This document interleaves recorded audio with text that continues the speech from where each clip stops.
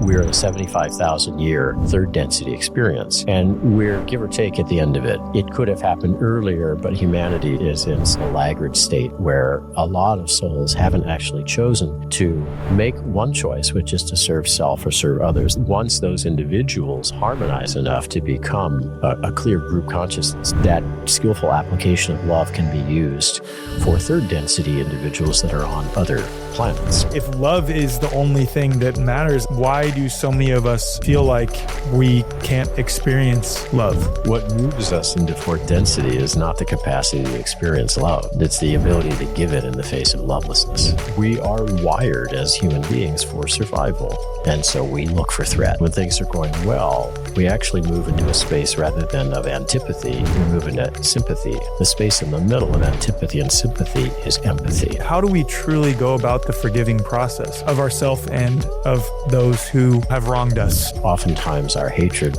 for the other is related to a self-hatred that is undiscovered. That other person is simply a signpost for us that says, hey, please, look, this is hurting me. Forgiveness doesn't become necessary at that point. Oh man. So round two, right? Round two. Round two, shall we? You know, I don't get nervous for podcasts a lot. I had a little bit of nerves coming into this one simply because I hope we can recreate the feeling and the experience of the initial conversation we had at the Be Here event that y'all had. What was the name of it again? Yeah, Being Human. Being Human, yeah. The in-person event that Jared invited me to. Shout out to Jared. We'll be talking about your group with Jared sometime throughout this podcast. But he invited me out to do a live in-person podcast with you, which was fantastic. And unfortunately, the recording was messed up, so we weren't able to release it. Tried as best we could. Shout out to our editing team, but just wasn't able to save it. And then I found out you recorded it on your phone 3 feet away, so we might have been able to use it. You flew all the way out here to tell me that. I did. It's hilarious. It is. Life is just funny. Life is funny. So I actually want to start this in a way that is different than I typically start podcasts. What is on your heart and soul to talk about right now? I have a lot that I want to get into with you based on knowing what you are proficient in being a beautiful, eloquent relayer of, and that's the law of one, Steiner's work, and a bunch of other things. But what is on your heart and soul to talk about today? I love that question. So my first response is I have no idea. And so I'll just take a moment. What comes up when you address my heart is vulnerability, and actually how powerful a transformative force it is when I embrace it, when I feel it and just go, oh, here it is. I feel small. I feel stupid. I feel fragile. I mean, even in this moment, when you said, I feel a little bit of nervousness, I feel similarly. I notice that, and I usually actually don't, like at all. And so I'm aware that that's in the field. And then this feeling of like, well, I mean, there it is. And there's a way to harvest that, to celebrate it. And by just noticing it, I already noticed that there's a little bit of a shift in it. Breath of fresh air almost. Yeah. It's a new experience for me in a podcast setting. And so why not welcome that and see what wisdom does that being called anxiety, who's like a close friend of mine, right? What wisdom does that being have to share with me that could be shared with you, that we could share together? So it's an incredible feeling of vulnerability that I have in this moment. That's beautiful. You know what comes up for me in this digital age where we have these so-called social media influencers, and a lot of people consider me to be one, and various friends of ours, mutual friends, is that there is a tendency, and I have to check myself on this too, to portray myself in a very specific way, right? A role, right? And to limit that vulnerability of what I might be struggling with in the moment, where I feel like I'm not, meeting the expectations that I have set upon myself, or just naming what is sometimes, especially in this digital age where so many people are carefully crafting the way that they portray themselves. I feel like vulnerability itself is a revolutionary act. And in the moments where I've been vulnerable with my audience, like I made a post, for example, 2 years ago, because I was really struggling at the time and I couldn't fake it any longer with my audience. I just made a post saying, hey, I just want to let people know that I'm really struggling right now. And I detailed exactly why I was struggling. It was tremendous medicine for my audience to hear that, because it humanized me, didn't put me on this like pedestal that I have it all figured out, that I'm somehow superior in my knowledge or in my self-practice or in my health, whatever rituals and things like this, and made it like, oh, he struggles too. It's okay for me to be struggling as well. It's okay for me to be human. And the response to that was so beautiful to witness. And it wasn't about me. It was about, well, it was. No, it was like, it was me being vulnerable, but then that invited other people to step into their vulnerability and be okay with that. You know, it'd be okay that we don't have it figured out. It's one thing to feel vulnerable. It's another to share that so freely and just let that be present. And it's so funny because the ego fear is that I'll be seen as less than, people shouldn't listen to me, right? You know, oh, he struggles. He's like not where I had him. But those individuals that would see a person that way are not actually an audience that is a long-term relationship with us anyway. It's those individuals are working a particular path where they're projecting an elevation onto people and not actually in relationship with you, but more with their own ideal projection. And so it's in a way, it's kind of a way to weed that out so that those folks can work on the path that they need to work on. There's a kind of in some Native American cultures before ceremony, the wise one, the shaman, the leader, the chief, whoever it happens to be, the medicine woman, will often reach for the peace pipe and then feel in her pocket for the matches and then sort of get a look on her face like, oh, no matches. And then just look slowly around the circle like, can someone help me? And someone has a match and someone lights that peace pipe for her. And everybody recognizes themselves in that. Rather than like, here I go. Chief Wampum Taka is now holding court and everyone else feels lesser. But that diminishes the whole ceremony. Wow. There's a lot of medicine in that. Yeah, pun intended there. It's called the one down in therapeutic work. So let's say that you were seeing me as a client. The first thing that I want to do is help establish the fact that I am supporting you from underneath you and behind you. Like I've got you back and I'm the foundation until you feel your own feet again. I'll hold the highest and best for you until you can remember it again. And that's because you're coming in a position of power. You're the one being paid. You're the one being listened to. You're the one setting the frame. And so those are three tremendously powerful ways of being with another person. And the best thing to do is deconstruct that as soon as possible. Wow. Which invites vulnerability. Which invites me to be vulnerable as the one who's supposed to know. Right. Yeah. I love that. Wow. Okay. Well, I'd like you to share your background and if you could sort of lead that into your discovery of the law of one. And I want to preface this by saying I've shared this on a number of podcast episodes, I think, that one of the primary spiritual materials that has made a tremendous impact on my life is the law of one, the raw material. And I'll share sometime when it feels natural throughout this episode, an experience that I had where I was one of the two most profound dreams in my life directly related to the law of one, which just absolutely blew me away. I might as well share it now, actually, if that's okay. Beautiful, absolutely. I was beginning my spiritual pursuit, if you want to call it that, in roughly 2017, 2018, 2019. And that's right after I commissioned as an officer in the Army, right as I began dissolving a lot of the conditioning that I had throughout my life and really doing the inner work, if you want to call it that. But then also, I was 24, 25, 26-ish at the time. And as I was doing that, I was also having to come to grips with the reality that I had just become an agent of the government, as I'm starting to question the government because I'm an Army officer. I went to West Point, like the whole thing, right? Questioning all of it. And I had this experience that led me to feel a sense of oneness. And then I began obsessively typing on Google at the time, all is one, all is one. And then I found the law of one.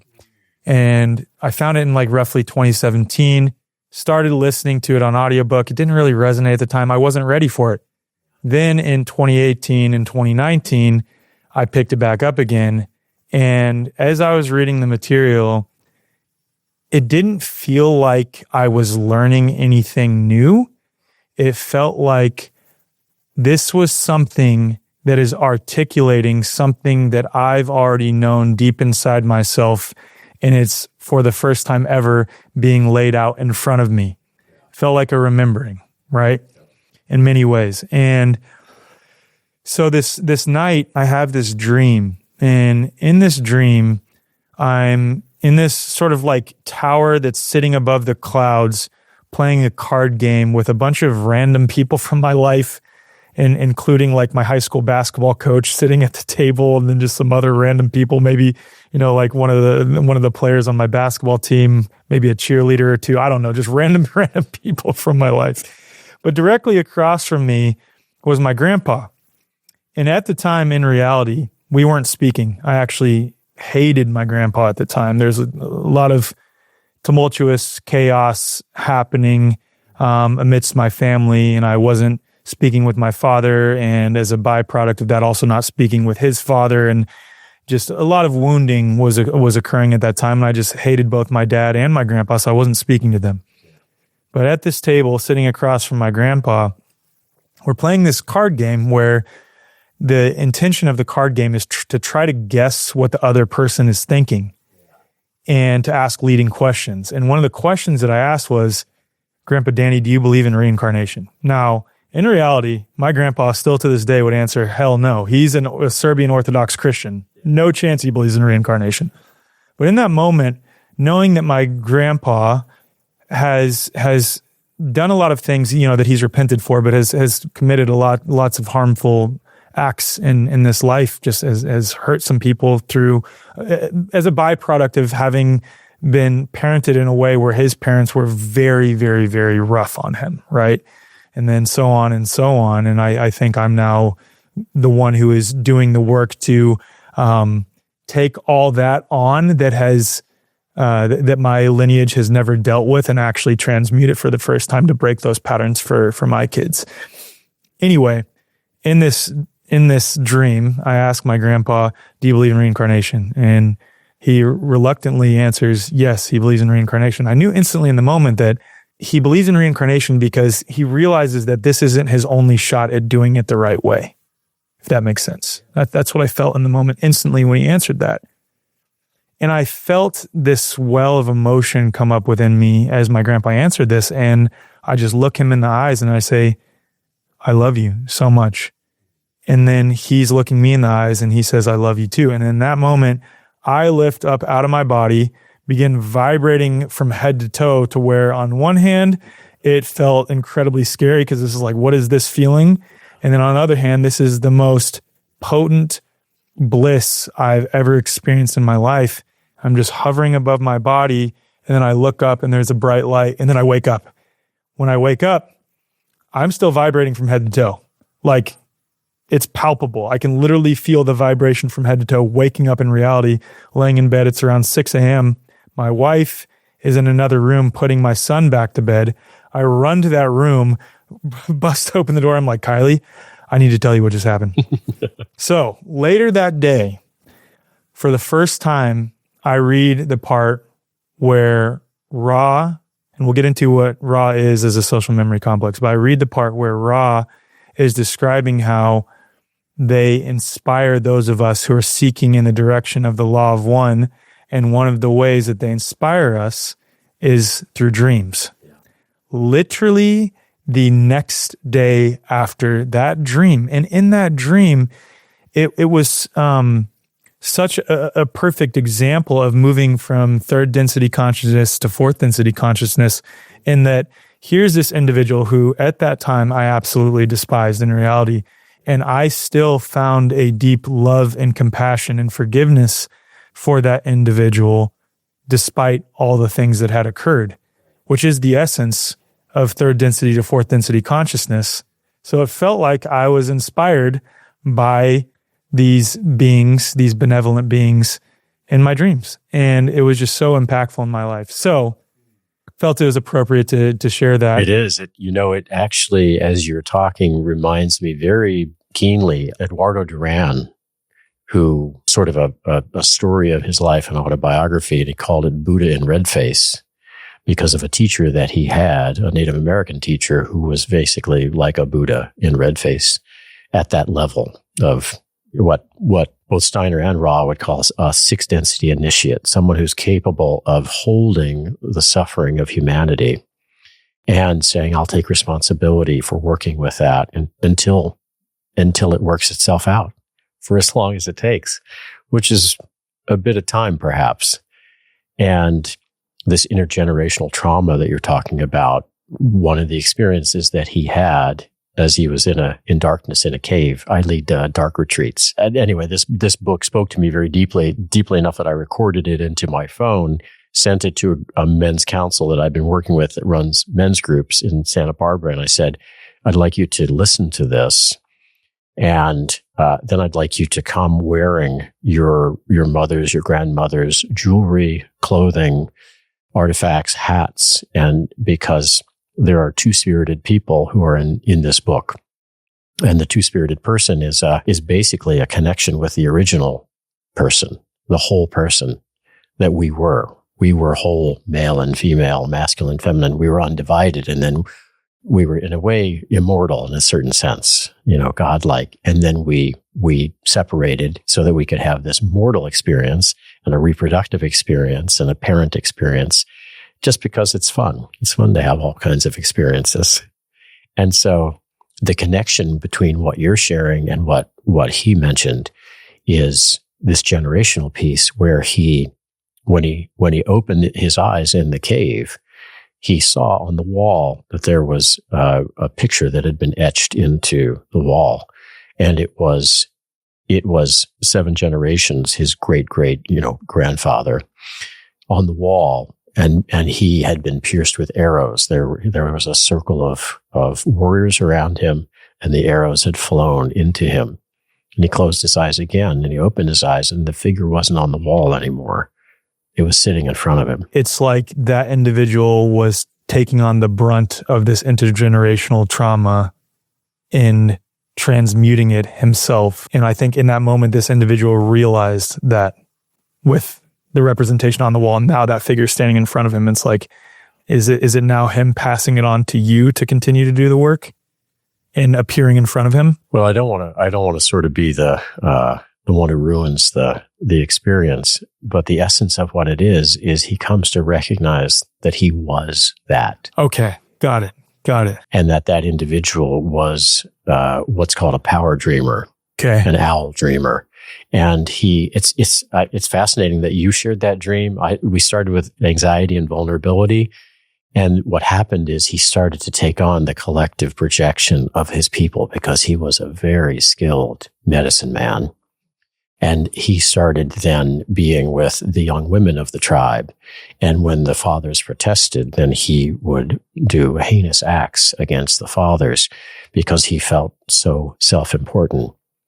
And so here's Eduardo Duran looking at himself across the fire in the cave and having a conversation basically with himself and working toward restitution as a result of that.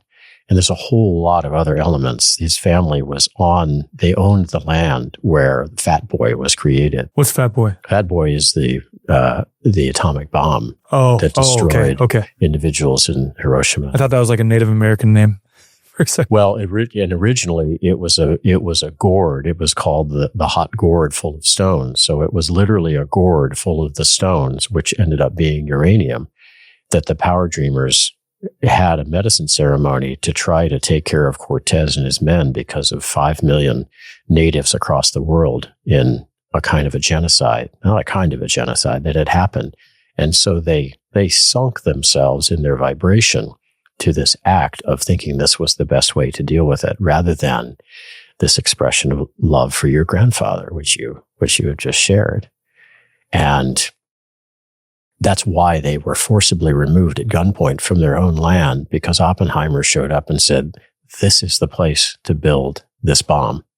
And it was because the power dreamers, and Jung was one of them, had come to that place in a spirit ceremony and placed that gourd in the ground. Where do we go from here? You want to get into the law of one? I don't know. I mean, just to say, we did a darkness ceremony. So I led these men in a darkness ceremony based on the teachings in that book and how to move from a two-spirited individual, or even from a one-spirited, they were all obviously in men's group, to that feminine aspect, and welcoming that, and then recognizing there's still a step further, which is the unification into a whole human being that we were unconsciously gifted in our initial iteration.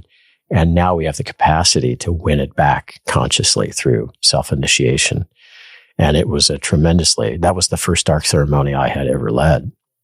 And it was tremendously transformative for all of us because we came in with that set and setting. What does that look like to fully embody both the masculine and feminine aspect of mankind? Well, I can only speak, I can only share my own experiences because I'm not interested in abstractions. And so I can tell you kind of an experience that I had, that I was in a cave in Ashland. There's something called Sky Caves there. It's a 4-year waiting list to come and have an underground experience in complete darkness and silence. And while I was in there, I came with no expectation whatsoever, just to be wide open, actually not to have any kind of set and setting. And it's a 6 or 7 day experience. And in the middle of that experience on whatever it was, day 3 or 4, I had this experience where I could see visions, whether my eyes were open or closed, because it was the same thing. There was no difference. And the visions didn't deteriorate at all. They were crisp. And what I saw goddesses all around me and beautiful women. And it was interesting. There was a difference between a human being and an angelic being in terms of the women there, but they all had a similar look to them. And I had done a lot of work with my own sense of inner feminine, but I had not had a kind of experience like this before. And I didn't know what to do with it, quite frankly, except just to be in it and to notice whatever happens next. And what happened next was, in front of me, all these other women were peripheral goddesses. And in front of me was this golden woman. And I immediately knew, I had this strong sense, but I wanted to be respectful, that was me.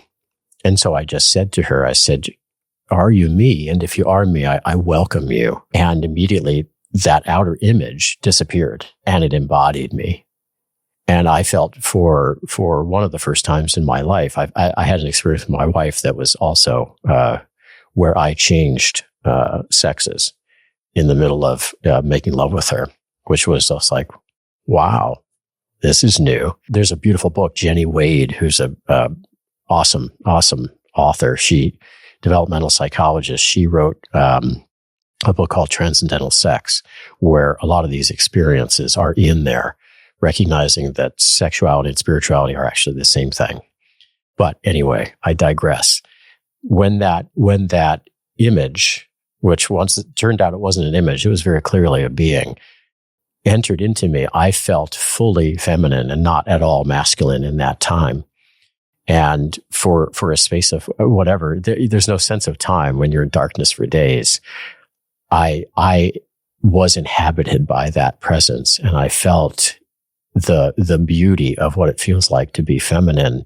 And also, of course, this part of me knows, like at any moment, I could sort of kick this presence out, but why would I? Clearly, this is happening for some experiential need for me to evolve. And so that would be one experience that I could point to say, it led me on a path of noticing that as women came to see me, for example, I work with couples and groups, but also individuals. And so sometimes when I'm working with couples, I'll work with both individuals or I'll work with a single one. And sometimes I'm working with women who have been raped, very challenged early childhood experiences, not even as grown women, but in childhood. And unfortunately, it's an epidemic on this planet, that wrong use of power. And when I came back after that experience, the next day I saw 3 couples. And each one of these individuals had that experience. And so we had never done any work together. I would never even bring it up to work alone with them in a room.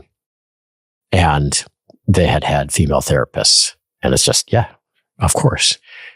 And each one of the 3 of them during the session looked at me and said, I'd like to do some work alone with you. And I recognized whatever that experience was that happened for me, that woman is seeing herself reflected in that, is feeling safety, and is willing to come and be alone with a man in a room. Doesn't matter if he's a therapist or he feels safe, or, we know people in our community, so we're all connected. None of that matters when that trauma is there. The trauma just says beep, beep, beep. And so then I moved into those experiences, recognizing that the sacredness of what can happen when we're more conscious and more energetically aligned with our wholeness. That's beautiful. That's beautiful. And what comes up for me in this age of, let's call it like perversion of gender ideologies and things like that this stands distinctly separate from that, because you're still retaining the masculine essence of who you are, but integrating the feminine aspect that you hadn't before. I would argue that I felt even more masculine in addition to now feeling more feminine. It's like the strength of both increased in me.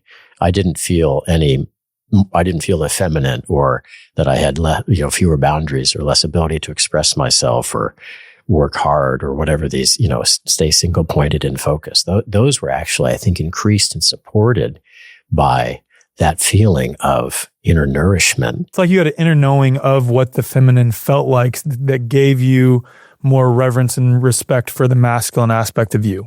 Is that accurate? That's a nice way to say it. Yeah. And accurate. Yeah. Wow.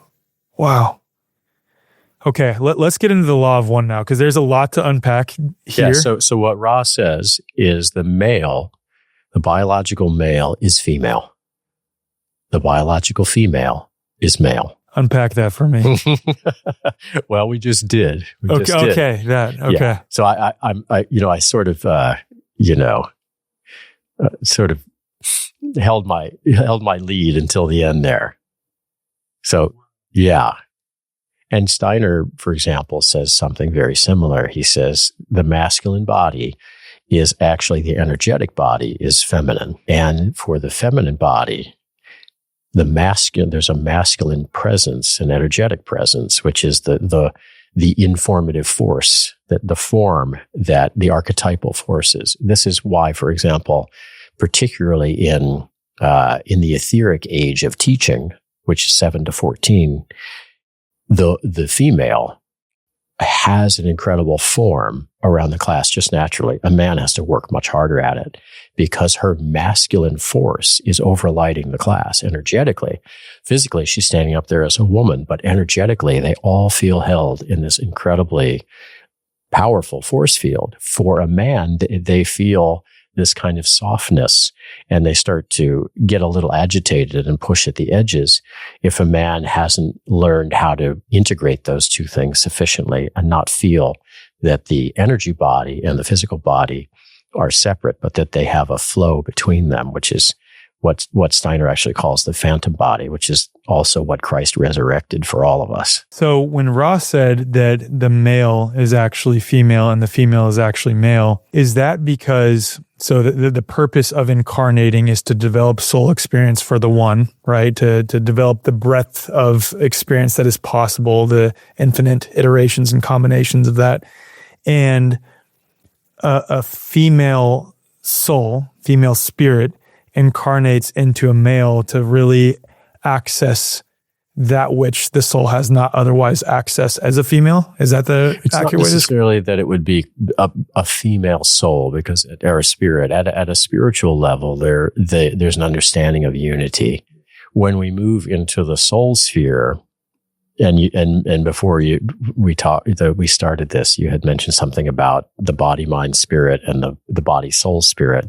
Steiner being the latter, Ra being the former, and is there a difference between mind and soul? And we can unpack that a little bit at some point. The moving into form, what Ra is trying to help us understand is, don't be fooled by the fact that you are in this particular form. Always have a kind of neuroplasticity.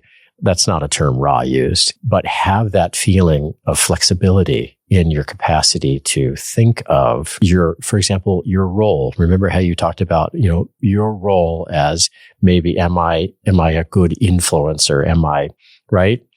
And in a way, that's the same thing that saying I'm a man is, rather than, well, what's next level up? I'm a human being, which means I'm working to balance very subtly these masculine and feminine possibilities. What's the next level after that? If I don't identify with being a human being only, I am a man, I am a human being, then what am I as a cosmic being? What's the nature of what's called your entelechy or your individuality? For example, Ra had, myriad lifetimes of experience, and then moving forward as a social memory complex where all of those individuals, as you mentioned, the fourth density is the first thing you had in your dream is thought. We were simply connecting from thought to thought, you and grandpa. You looked across at him and you're already in fourth density then. That telepathic contact is wordless communication. And eventually it becomes conceptless communication when there's true communion. And when Ra looked down on these three people, Don and Carla and Jim, that he was working with, he told them at one point, I can't actually see a difference between you. There is no difference. At my level, the polarities are resolved, dualities are seen. And so this idea of even service to self and service to others that we're talking about with you, I hope you can understand that there's some humor in that from our perspective. Right. I understand you're in the shit. I get it. Right. For us, especially because life can become so unbelievably serious, and at their level, it's like, no, this is just a small piece. This is not that big of a deal. Yeah. So he's inviting us to jar us out of what we think we are. And so even the nature of being embodied, what does that actually mean from we've already been discovering that from a quantum level. It means to be spacious. It doesn't mean to be packed into an envelope. Yeah. Oh my gosh. So when did you first come across the law of one?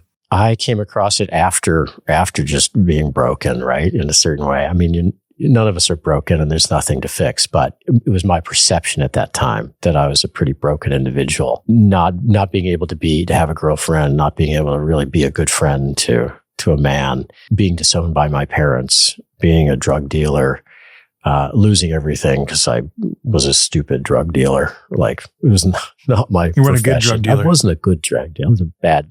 I didn't use, which is a good part. But I wish I did, because then at least I could blame it on the fact that I was using. Unfortunately, I was awake. That's right. But I was, just completely in my right mind. And I think too kind of a soul to be a drug dealer. So sitting at rock bottom with that experience and feeling that level of isolation that we can feel in this world, this kind of hyper individualized society, and this feeling that we all have to go it alone. That, if you want something done, you got to do it yourself. It's very much what Steiner calls a consciousness soul, which we could unpack at some point. That's the age that we're in, is the age of the consciousness soul, which is an age of antipathy toward all things, even ourselves, or maybe even especially ourselves. And so I think I was ripe at that point for something. I had been kicked out of college, new college down in South Florida, and I'd reapplied and I'd gotten accepted. But I ended up working on an organic farm with another guy who was a part of New College.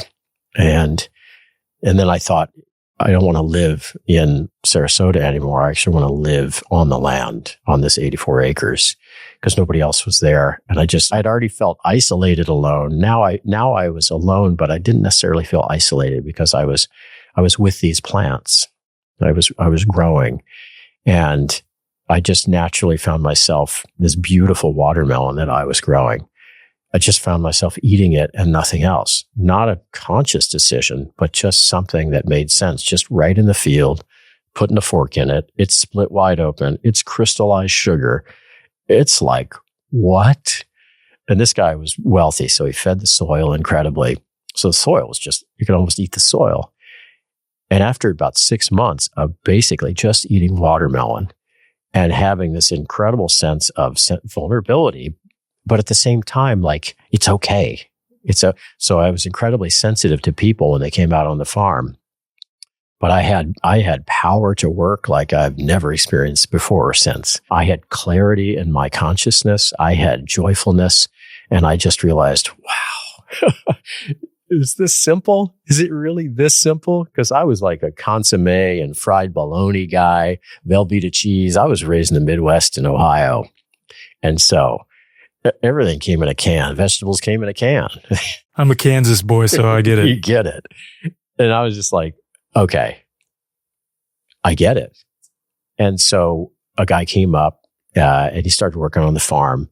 And we were both, huge Kate Bush fans. So we were listening to Kate Bush, and we just groove out together. And then he said he was going to visit the chief. And I was like, the chief, huh? And I'd come from a very highly intellectual background. Like, New College is just filled with a lot of super minds. And so skepticism is the first, in the scientific method, the first response is usually that of a skeptic, which I've learned later is not the scientific method. The phenomenological method of an open attitude is much more scientific.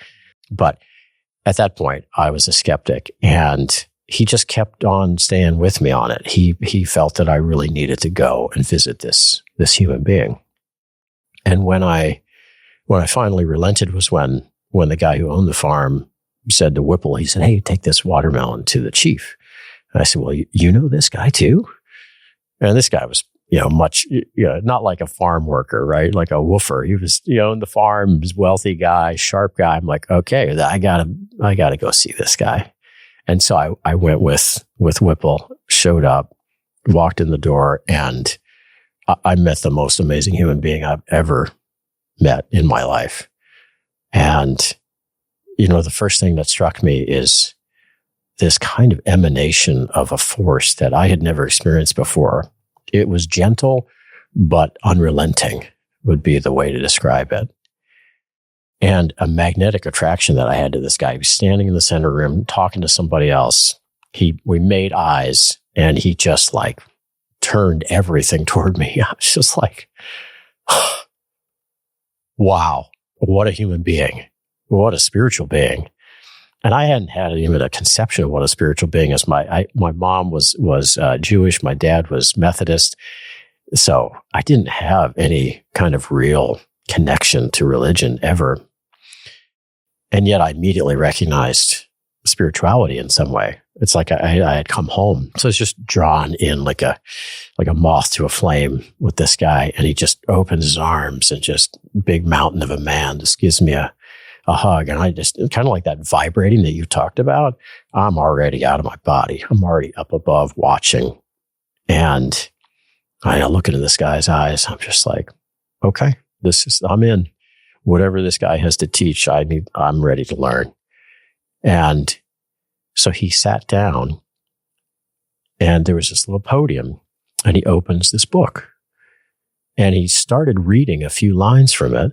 And then he just looks up, and he doesn't read it anymore. But it's still the same information.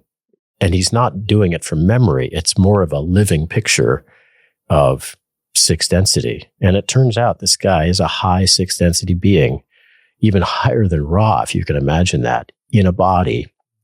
And he simply uses the material to sort of kickstart his memory because he's penetrated the veil. And I came up afterwards, being the inquisitive scholar that I am, I'm like, what is that book? And I look at the book, close it up, and it's The Law of One. And then from there, the rest is history. Yeah. So as an 18-year-old, I decided I'm not going back to New College. Like that intellectual path, no. You instantly knew. I instantly knew that my need is with this material, and to sit with this man for as long as I need to in order to remember who I am. It turns out it only took one session. For generations, our ancestors lived in harmony with nature, thriving on a nose-to-tail approach to nourishment.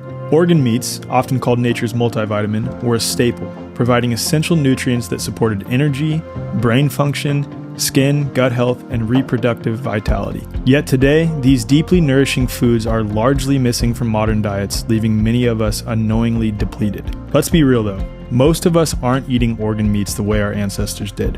Whether it's the taste, texture, or simply a shift away from traditional foods, we've lost touch with this vital source of nourishment. And that's where Paleo Valley's grass-fed organ complex comes in. It's an easy way to reconnect with ancestral wisdom and replenish the nutrients we're meant to thrive on. Sourced from grass-fed cows on small regenerative farms in the US, this blend includes liver, heart, and kidney, freeze-dried to preserve their full nutritional integrity. No fillers, no synthetic processing, just pure, bioavailable nourishment. Those who incorporate the grass-fed organ complex notice more energy, balanced moods, and renewed vitality, sometimes within days. If this speaks to you, you can explore more by visiting the show notes or heading to paleovalley.com/thewayforward. And in this case, forward is fully spelled out. So paleovalley.com/theway, FORWARD. And a 15% discount will be automatically applied at checkout. You know, it's interesting because you had spent a significant amount of time leading up to that, just cultivating a relationship with the earth and tuning out the noise of modernity in so many ways. And then also, this is a minor point, but I want to hear if this resonates with you. Eating almost exclusively watermelon for that time. Fruit tends to be a much more like etheric sort of thing that you can consume versus flesh, which tends to be much more grounding. I'm not saying one's better or worse than the other one, right? But I've interviewed several people who have eaten exclusively fruit for quite some time, and they say after some time, I feel like I need to become grounded to the earth, so I'll consume flesh again. And of course, it's going to be different for everyone else. But the point is, it's like, it seems like this might have unlocked a piece of you that you were not aware was there prior to. And then when the student is ready, the teacher appears type situation occurred for you. Yeah. That's so cool. Wow. So this almost seems rhetorical. When you started reading The Law of One, I'm sure you had the experience that I shared as well, where it was like, I'm remembering. Yeah. I came home. I was home. I was finally home in the universe.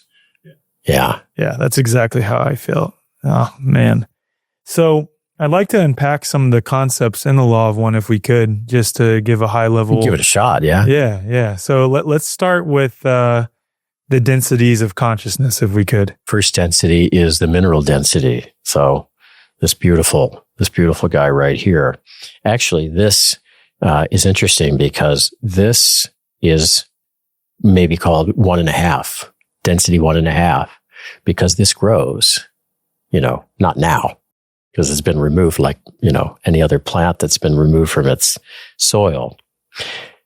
But the capacity to grow then moves from earth first density, so the mineral awareness of rocks and mountains and so forth, Mother Earth, to this is the bridge. This is our little gateway, these friends that amplify and grow, but they grow with such purity that there's no desire in their growing. There isn't even an impulse in their growing. There's simply a beingness.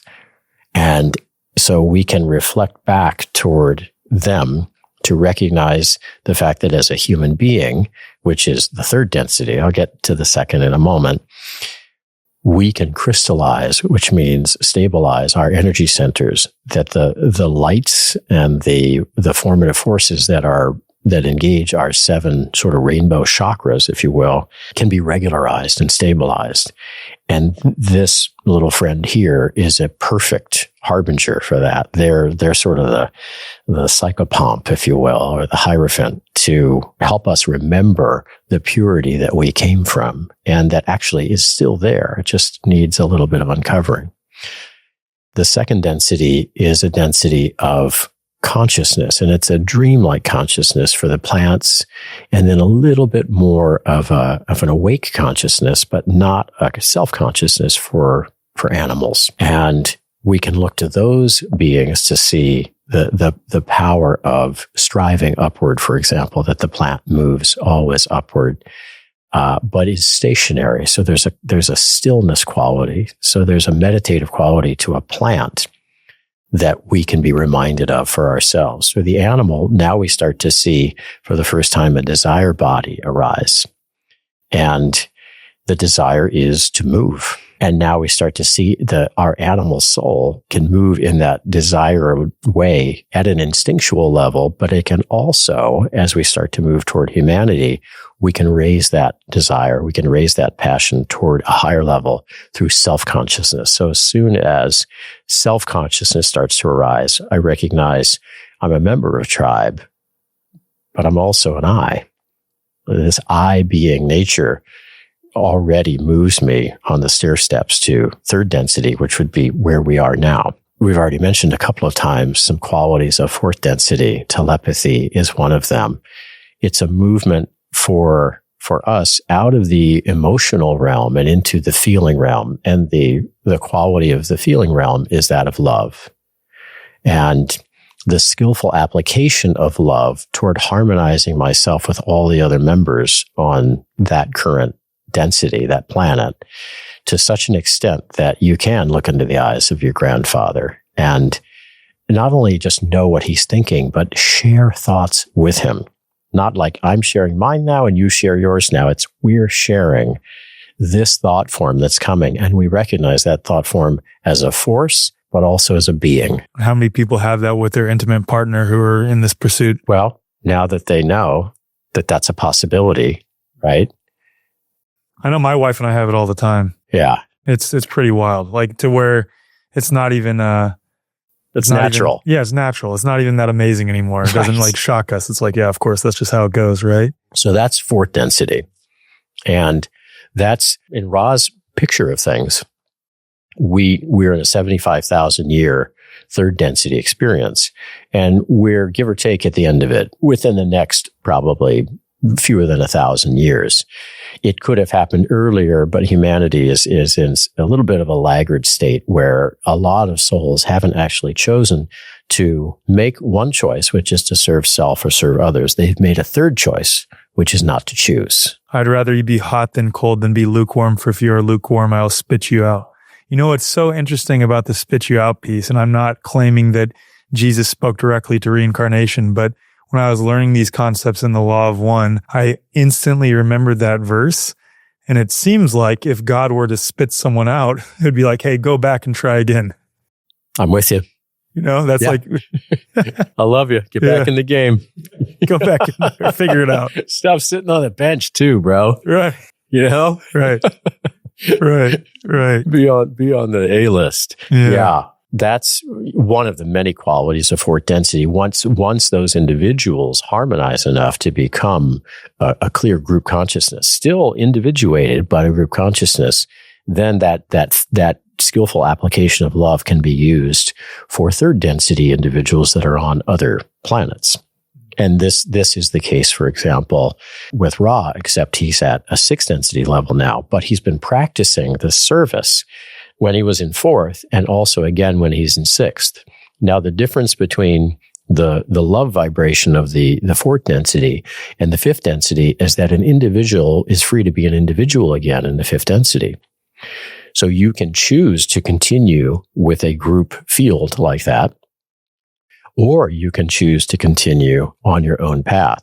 And this is because love is not a primary constituent of the fifth density, wisdom is. And wisdom does not require this connection to come together. It can work solo with Creator for development in order to progress. And so that wisdom-filled entity learns the ways of light to a certain extent and then moves and graduates into sixth density, thereupon, it's incumbent upon them to work with love again. And now to weave love into light and to weave light into love and to unify it. And once you've progressed that to a certain extent, then you have the capacity to minister to a wide range of individuals. And so, for example, in Ra's experience, there are 3 social memory complexes that minister to planet Earth. One strongly in the South American contingent in the area of Peru, for example, one in the Atlantean times and in Egypt. And they're available to be called upon in order to be supported for healing work, for teaching work, and for initiation. So for balancing, basically, it's all balancing.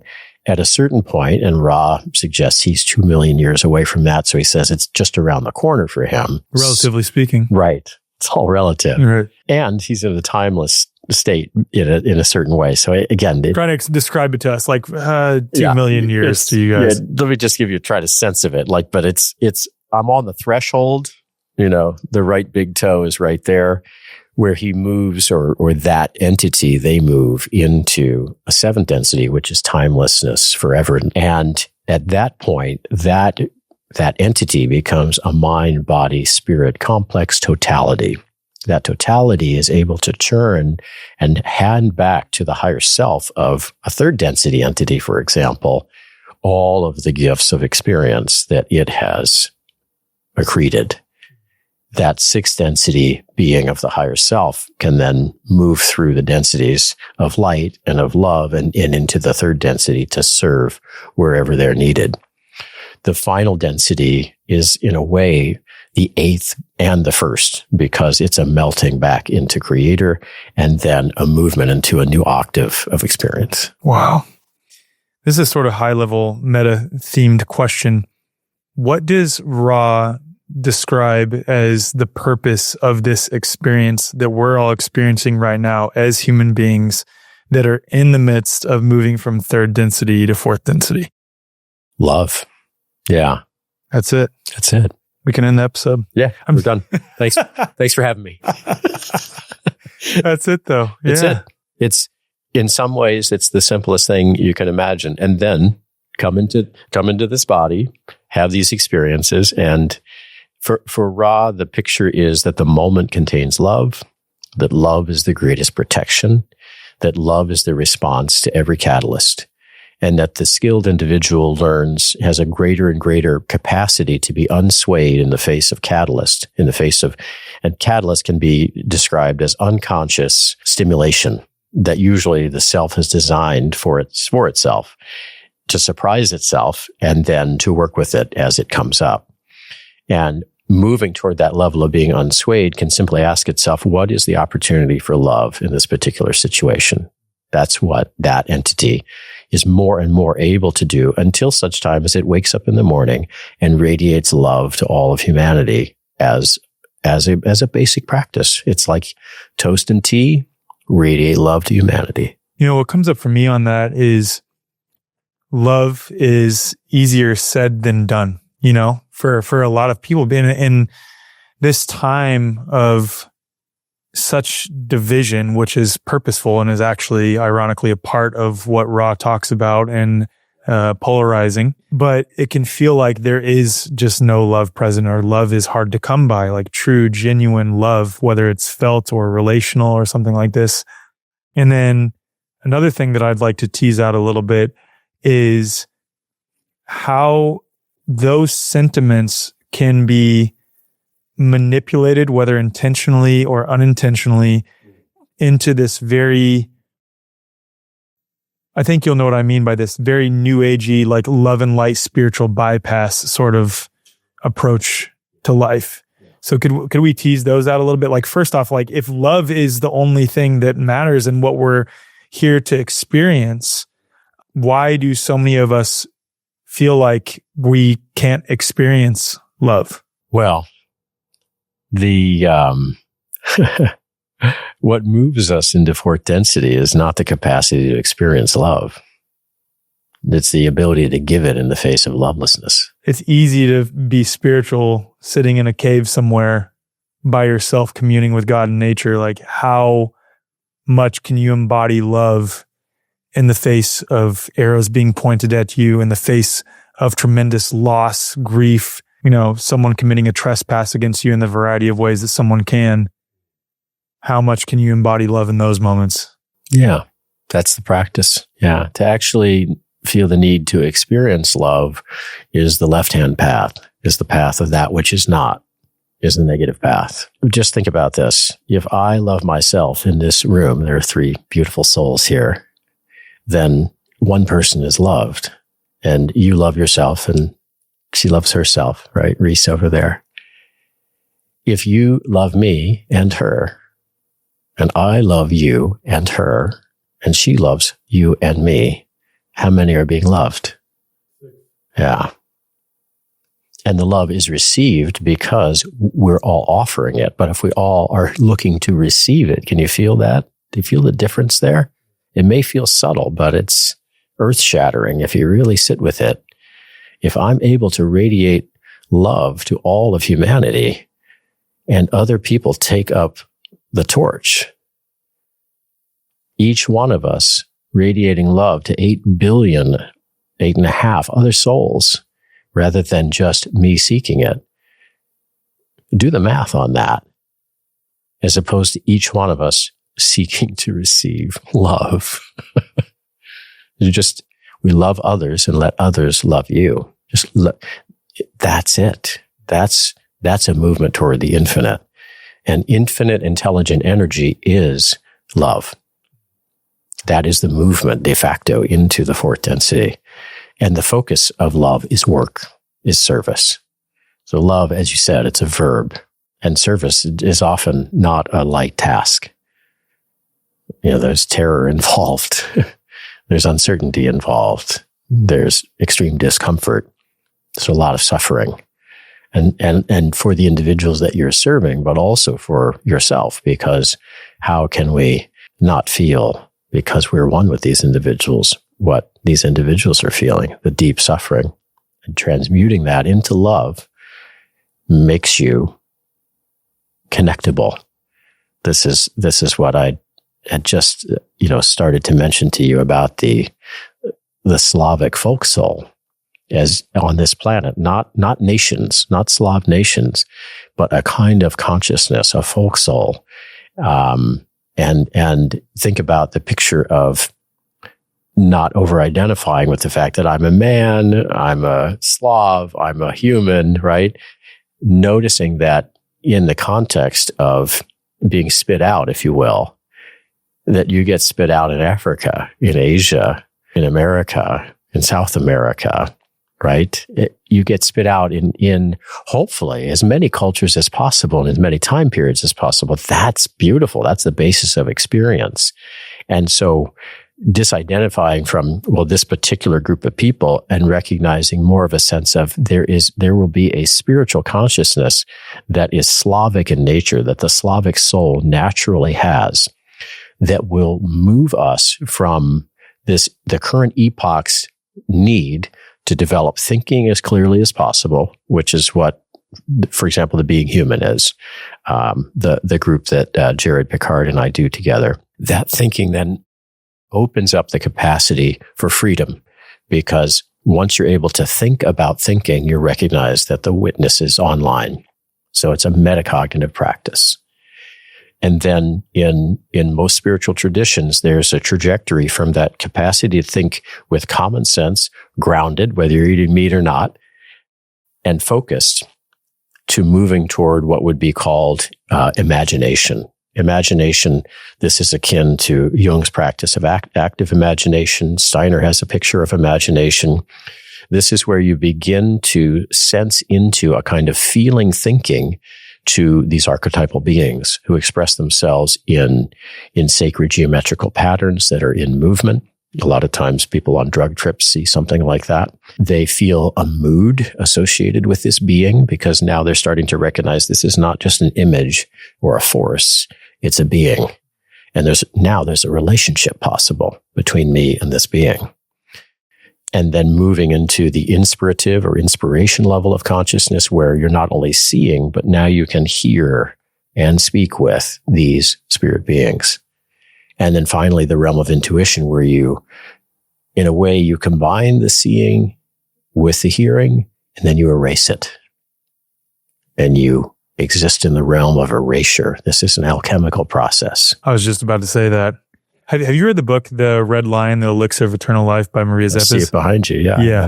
Yeah. Yeah. Because that's a process that the main character in that book goes through in creating this clay thing and then having to kill it, having to erase it. And it's like symbolic of building up the ego and then killing the ego as one piece of the symbology of it. Yeah. And it's interesting because the Eastern conception is kill the ego.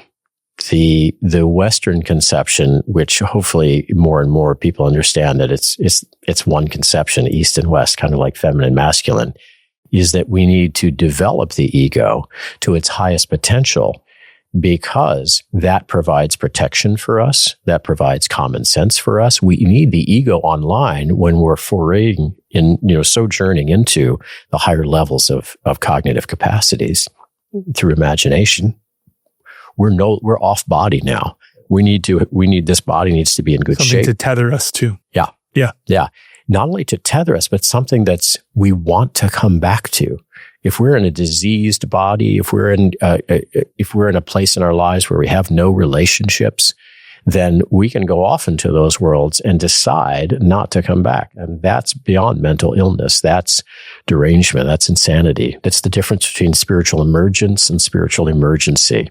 Yeah, that seems to be a common undertone in a lot of New Age-esque lines of thought. Yeah. Wanting to transcend beyond the body. Yeah, Steiner would call that a Luciferic tendency, a tendency to expand and try to become an angel before you're ready. And some people do that. And as they move into that realm, they turn around and they see that they have hideously stunted wings because they weren't able to. These wings are pure love thinking, the expression of that. And if you haven't developed it to that level and you decided to leave this body, even if the body is still sort of wandering around the planet, those are some of the most challenging forms of mental illness. And again, it takes an individual who can recognize that that's happening for that individual and to see if that individual is willing to re-inhabit. And there'll be a tremendous amount of pain in that process, but not any more pain than the recognition that they are not the God or the angel that they thought they would be, because they were thousands of years ahead of time. So Steiner's definition of the word sin is something out of time. Either you're holding something over, so it's laggard, it's retrograde, so you're holding it for longer than you should, or you're trying to move too quickly, trying to run before you can walk. And sin, Buddhism would just call that ignorance. I want to talk about spiritual bypassing a little bit too. So I'm going to give an extreme example. What's occurring in Palestine right now, right? Look at that, and being acutely aware of what's happening there and what has happened there. And the more you pay attention to that, and I did for a period of time, especially after October 7th happened, I was consuming a lot of imagery of that because I was really frustrated with how many people weren't aware of what was going on. But then I found myself being consumed by it to where I had this moment where I was like, this is no longer helping me. I can't do work to embody that which I want to be and I want the world to be if I'm constantly consuming this imagery of, some of the worst things that can happen to human beings. And you're seeing it on your screen repeatedly on Twitter and elsewhere, right? And with that, on the flip side, I've heard people bring up arguments that turning away from it is not helping to resolve that situation. How can you possibly say, for example, what Ross says, the moment contains love, when viewing a situation like that? And some people would attribute, now what I do, I don't look at that info. I know that it's going on. I have awareness of it, but I'm not giving my awareness to it. If that makes sense. Yeah. Where's the balance there? And what does that look like according to Ra?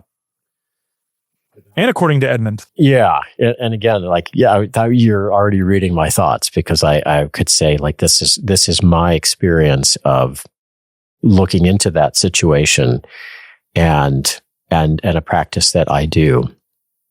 The practice that I do is neither one of the practices that you talked about, but it is the practice of only looking at it to be able to bring love and arrive at understanding as a result of that love. And if it begins to consume me, as you very, aptly spoke, then, there's no wisdom in that anymore. In Waldorf schools, we have something where in what grade would it be appropriate to bring Palestine and Israel?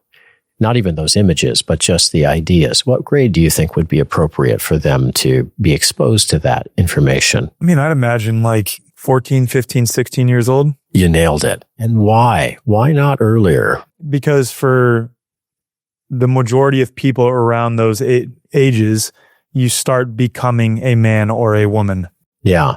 You start developing higher faculties, if you want to call them that. And what do those higher faculties give you the capacity to do upon hearing that information that you wouldn't have if you were younger than that? Have a little bit more understanding of the sin amongst mankind and why that sin occurs and what we can do in the face of that sin. That's it. A 14-year-old can do something about that. A 14-year-old can get a plane ticket.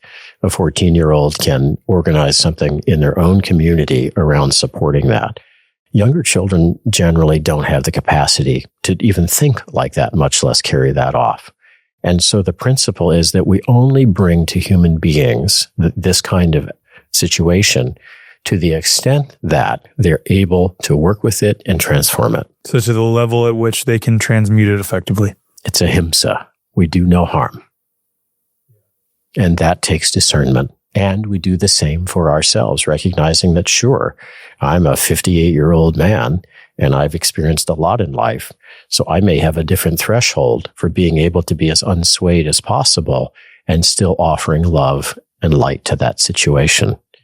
But my clear understanding is that's the only thing that will actually help. Me getting consumed by that and my vibration being pulled down to that level does nothing to help those individuals. But I don't live in a world limited by time and space. So those are my brothers and sisters, and they're right here with me.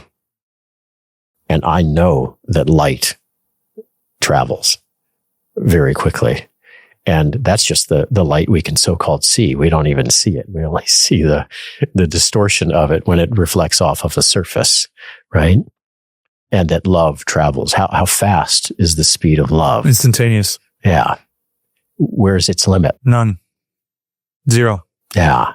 So as long as that's possible for me, and it's not a feeling of spiritual bypass, it's not a feeling of self-aggrandizement and a pat on the back because look at me, I'm so great, I'm doing this.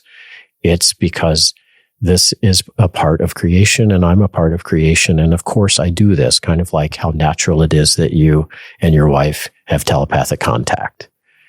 And my greatest prayer is that this becomes a matter of course for us as human beings, that this is our go-to. I think the lack of vulnerability amongst society, to go back to that, is what's prohibiting us from going there, to be fully seen. Yeah. Like my wife read this book called Mutant Messages from Down Under. I love that book. Yeah. And they describe how they were telepathic, and the reason us Westerners can't even conceive of, at that time, I think because of things like the telepathy tapes and conversations on this podcast and other podcasts, a lot of people are really becoming hip to this now. And shout out to the autists for that, by the way. And I'd love to unpack some stuff related to that if we could later, but is because we have the tendency to lie. That's why. Yeah.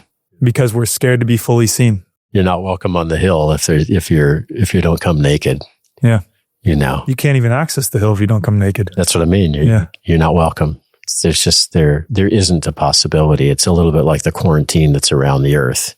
There's a wall of light. And if you come not bearing wisdom and love, then you're not invited. If you're at a high enough level on the left-hand path, you can figure out how to slip through the cracks. But in most cases, we're having this experience as an insulated idea, right?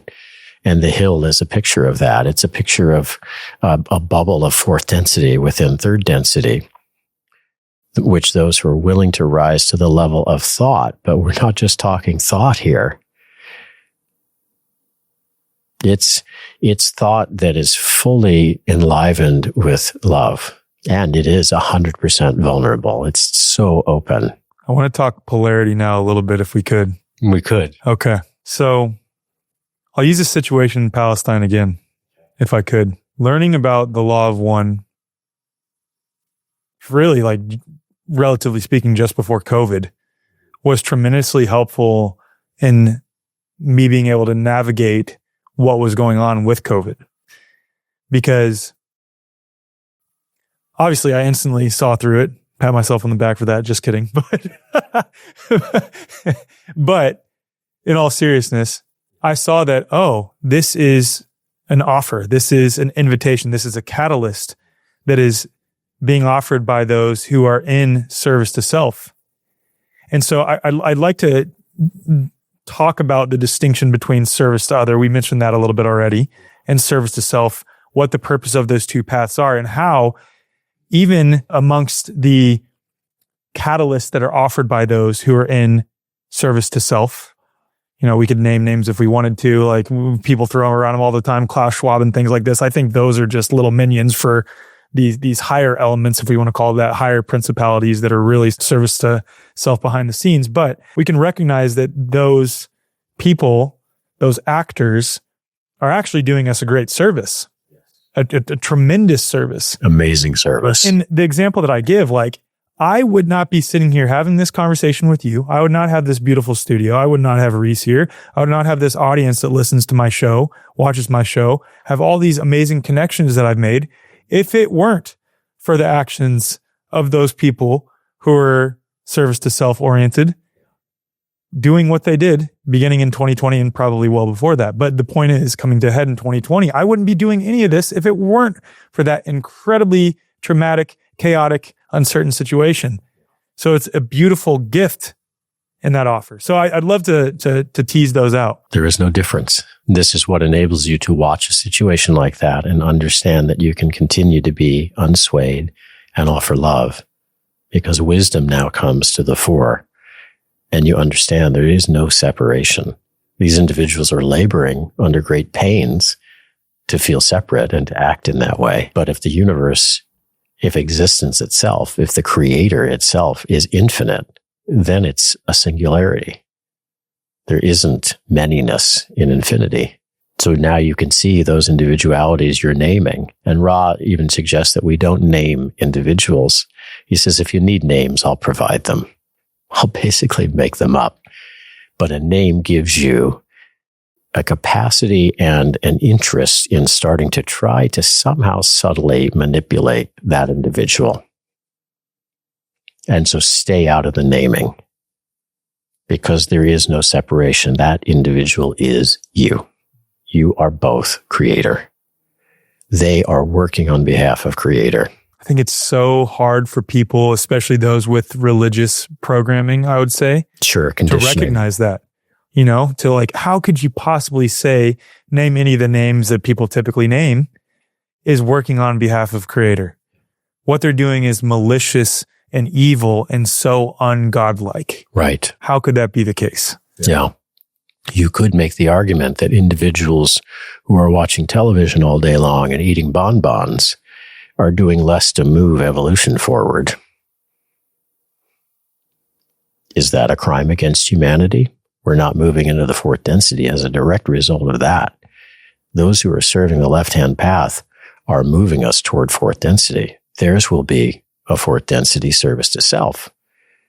The others will be a service to others.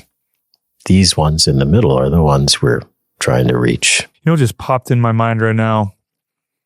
It recontextualizes what it means to know Christ, because there's like the Christian notion that once all of the world knows who Christ is, then that creates the conditions for Christ to return. Like once everyone has at least heard of Christ. Yeah. But it's like, there's the naming again. Yeah. The idea that being brought, the hope was to understand that thou art that. We are that. It's not something outside of us. This is simply a brother who, yes, has walked the path in front of us and moved backwards along the path at great pain, at more pain than any human being ever suffered, and constantly transmuting that into love, such that the presence of that being is constantly seen as reflection among the lowliest shepherds to the highest wise men. No one gets left out of being offered that presence. And that's what he had the capacity to do, particularly because he was an amalgamation of some of the highest initiates from different cultures, the Persian culture, the Buddha, the Nirmanakaya body of the Buddha. So those soul elements made up this body of a high initiate in his own right, Yeshua. And then this Christ being was able, through the sacrifice of his ego, you want to talk about a sacrifice, the sacrifice of the Zarathustra soul, in order to allow this presence to be here for 3 years, experience human life, and move among individuals. And those who were, and this is where we get into the Slavic context, those who were the most heartfelt, not all the scholars, were the ones who truly carried the spirit of this individual and continue to spread it to this day. The scholars usually move us away from it and have done nothing to support it. The intellectual path is anathema to this energy. Although at the same time, this energy provided the way for natural science to come into existence and to thrive. A natural scientist would deny this vehemently, but the path of that energy is the path of clear thinking, developed toward freedom, developed toward self-initiation through spiritual practice, not talking about it, but talking from it and feeling it at every moment as you're talking from it. That's what leads this individual that we are out into community. That's why people like to listen to you. You know, it's a different type of thinking too. It's not thinking with purely the intellect. It's thinking with the mind and heart and synchronicity, or synchrony. I would invite the whole body, that there's a whole body thinking that takes place. You know, we sort of, just like we do with women and children and feelings and the earth and the soul, they're all sort of made weaker or feminized. It's the same thing with this body. You know, it just sort of sits here, doesn't it? No, there's so much happening. There's so much happening. And so if we can fully embody, and this was, again, what this principle sought to do, to enliven even the consciousness through the bone structure of that human being. Because can you actually feel into your bones right now? Do you notice your bones when they're not aching from the basketball game that you played yesterday, right? So not in pain, but through just a simple consciousness of the structure, the uprightness of this incredible temple that we're in. The bones are the pillars, and they make the blood, which carries the I being, which eventually is the higher I being, which carries this principle we're talking about. How does one align themselves with the will of God? How does one not?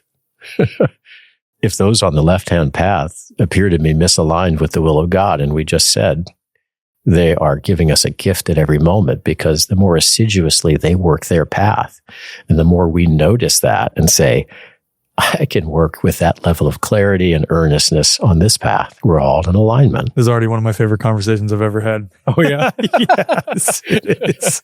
Well, me too. I mean, this is beautiful. I really hope the people who are listening and watching this are pausing a lot. I'm like split between like, I want to keep the conversation going because that's what we're here to do, but also like, I need to really sit and reflect on what he just said there. So There's going to be a lot more pauses in this episode, which is totally fine. I invite you to pause and reflect on what Edmund's saying here. This is deep. This is beautiful. Seriously beautiful. I would just say it's what we're saying. You know, this is a shared space, and actually Reese is a part of this as well. You know, she started this whole thing off with this beautiful lilting, humming, singing that she does. And I just said, you know, if you would be willing to do that throughout this whole podcast, that would be a great deal of healing for me. And I was actually dead serious. Yeah, where are you at, Reese? Where's the humming? This is beautiful. Yeah. Sorry about all the pauses, Justin. Don't edit those out, though. They'll keep them. There's a lot more communication happening than the verbal stuff, so it's good. So another concept in the Law of One that made a lot of sense to me as it pertains to how we relate to the one creator, others call God, source, consciousness, whatever you want to call it. Greater than human world, yeah. Yeah. Is the veil of forgetting. That and free will. Yeah. And the reason I say that is because... Well, the one gave rise to the other. Yeah. Yeah. Naturally, it had to, right? In order for us to have this experience. But when I was first entertaining the idea of oneness, like, I struggled to reconcile, and I'm sure there was a lot of religious programming that came back in that I was subject to, of like, how could evil possibly occur with an all-loving, all-knowing creator, right? And the veil of forgetting, and then also free will, really contextualize that. So can we discuss that a little bit? Yeah. But do you have something a little bit more specific that's interesting to you around that? Well, like, just discuss it as a concept, like the purpose of the veil of forgetting and the purpose of free will. And then really, I'd like to tease out, I've had people on the show who have different takes on free will. Like, some say we don't have free will, and then others would say otherwise. So I'd love to hear your thoughts on that. But just the concept of the veil of forgetting first, and its intention, the purpose, because it plays into the larger, like, cosmological purpose here of the experience of the creator. Okay. Well, the first thing that comes to me when I feel into the veil of forgetting, first I think of Wordsworth. I think it's Wordsworth who says, you know, our birth is but a sleep and a forgetting. And you can feel that amnesia, the spiritual amnesia that takes place when we decide to take this on, to come into this body, to come into this world.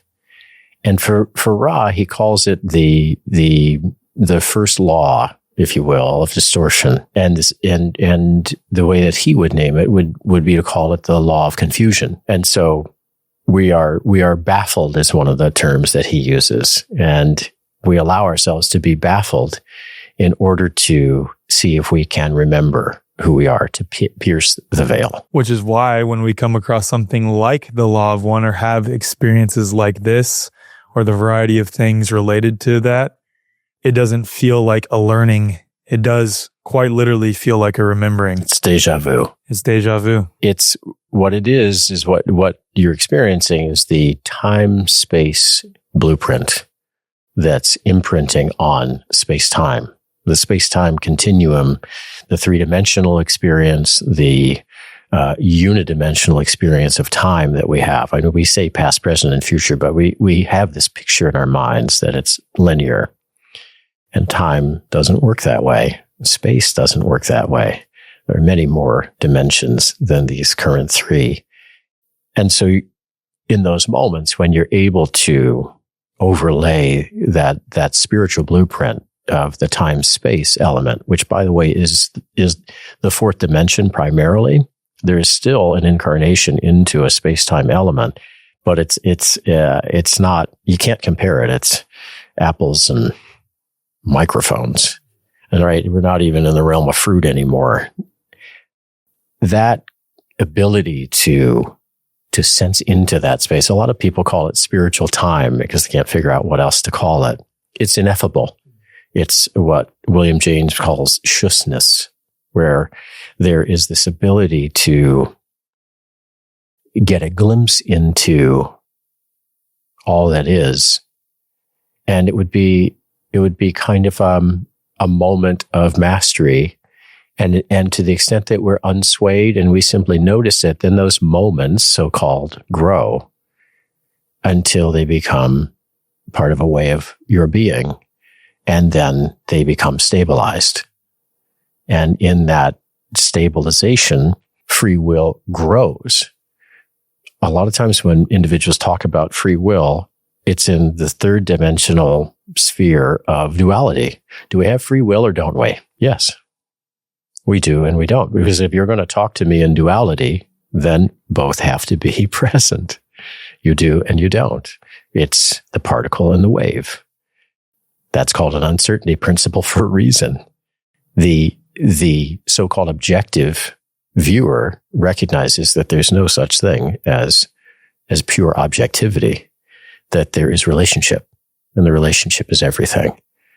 And so we notice the quality of this relationship, for example.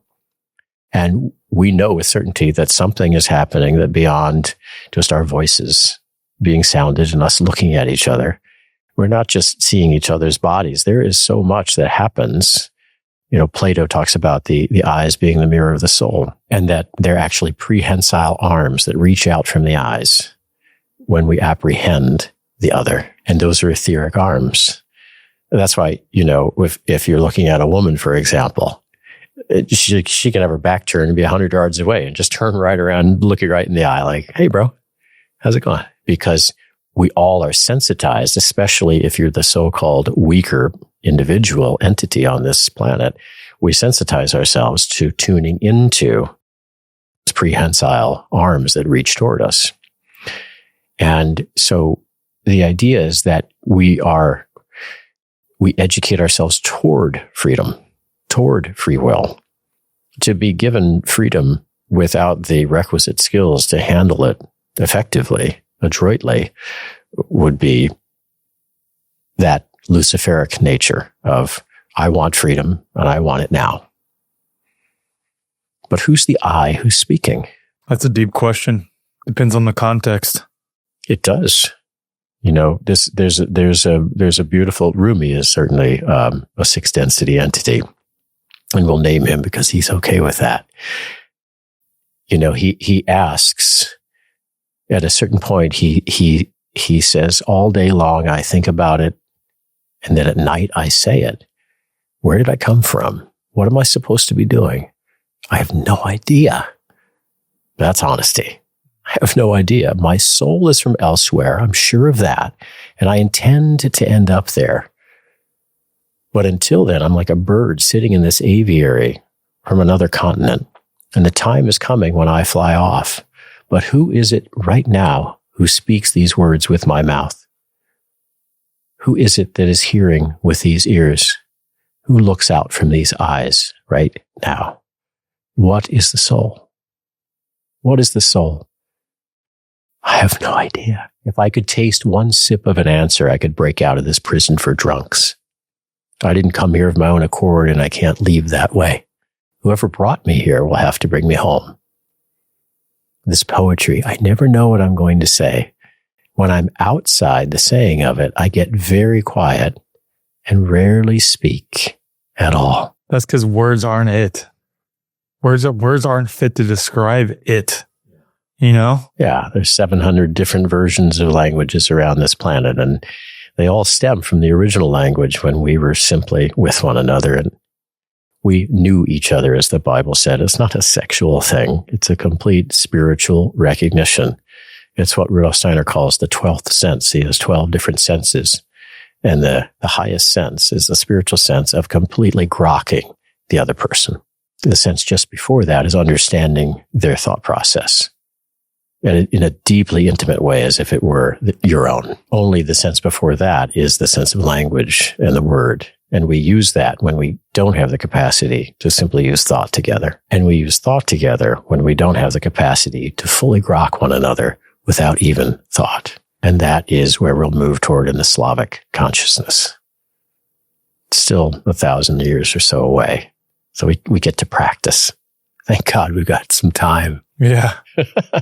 Most of you are already aware that our everyday devices are taking a real toll on human biology. I'm talking about our laptops, our tablets, our phones. Each one of these is hitting you with non-native EMFs, artificial light, excessive blue light, and constant screen flicker.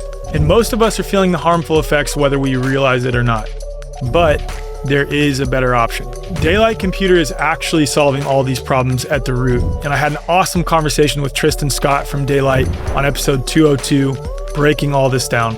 Here's a brief clip from the episode. We have a reflective display technology similar to a Kindle, which was really the inspiration behind the product overall. It's really intended to be a magic piece of paper. And the reflective technology works just like everything else in nature. What are some differences between this and a Kindle? Kindle was the inspiration, but it was limited. It's great for reading, for turn paging, but if you try and do anything else, it's too slow. We wanted to bring a display technology that feels like digital paper, but can do more. It can do email, it can go on the internet, it can go on social media. We created a Kindle on steroids, which now means it's a healthier iPad. All right, so if you'd like to check out Daylight for yourself, just head to daylightcomputer.com or just head to the show notes and enter code TWF50 at checkout for $50 off your order. And if you're a member of the wayforward.com, just head to the member marketplace and you'll find an even greater member exclusive discount waiting for you there.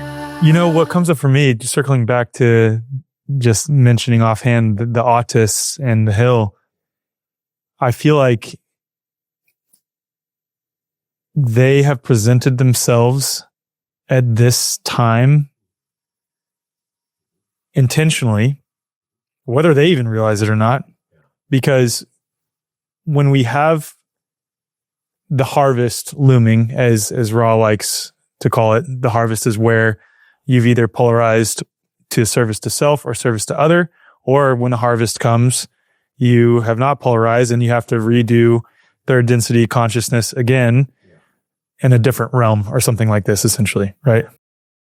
And essentially with that, Earth is becoming a fourth density place for us to inhabit. Am I correct in that? Earth herself already has, and this is the subject of the heat warming up the planet, because we're not, the beings that are inhabiting and are the stewards of this planet are not in thought form harmonious with the vibration of fourth density.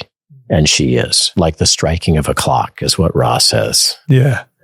Yeah. And with that, with this duality that is ever so present right now, this polarization, this divergence that seems to be getting greater and greater and greater. Thank God. Yeah, right?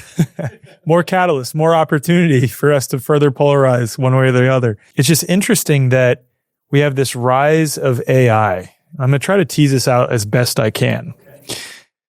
So the autists are really reflecting to us a capacity that all of us have. Let's, instead of autists, let's call them individuals who are able to communicate without the use of the word or language. So, you know, it's interesting. I interviewed Melissa Jolly Graves, who is a telepathic translator for them.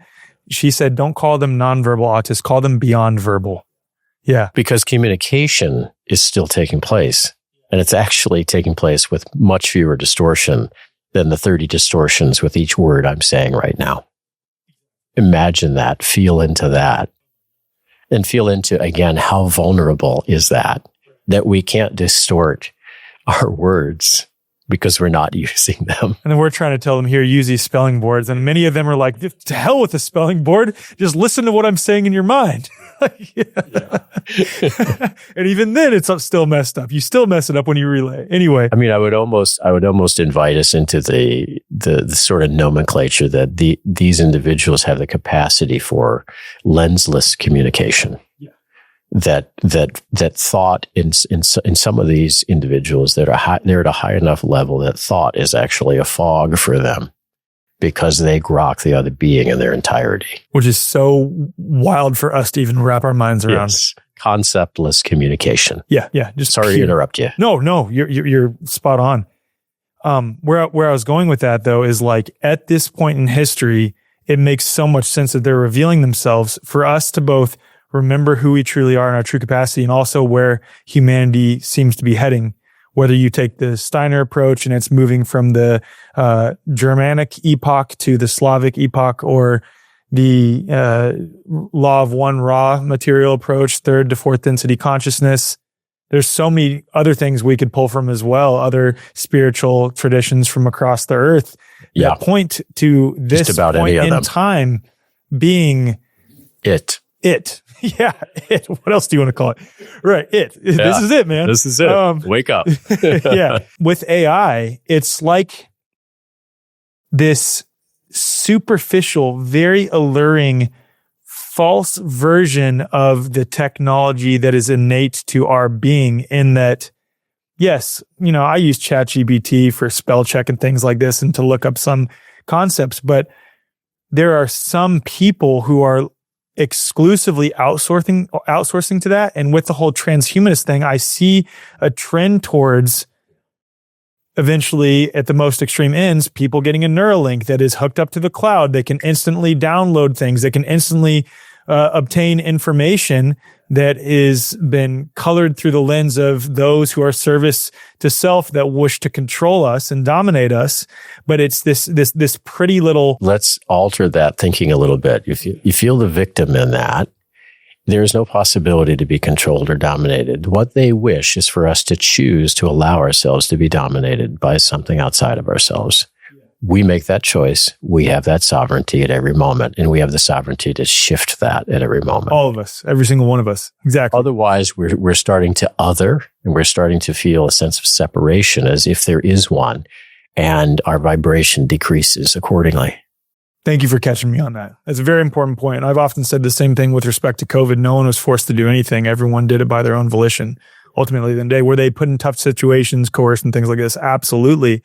But ultimately, that was an offer that was presented to you, and you either said yes or no on a variety of the things that were offered. It was your decision. With that, there will be people who choose that, and it's a superficial pseudo knockoff of the technology that is innate to us, that is the organic version of us that we are trending towards right now in our ability to telepathically communicate organically. You see what I'm getting at here? And I feel like the autists, the beyond verbals out there have risen up at the same time that this is beginning to rise up and showing us the two paths that we can take. The organic consciousness that is super conscious in every which way, and then the very materialistic, inorganic, synthetic consciousness that is emerging. Right. Is there a question there? I don't know. I just want to tease that out. It's just interesting how both of those things are coming up at the same time. It's a moral imperative. Again, we're in the realm of duality. So when one group decides, I'll bring this impulse to show and remind human beings that they can communicate without language or even without thought, there is an absolute communion that can take place.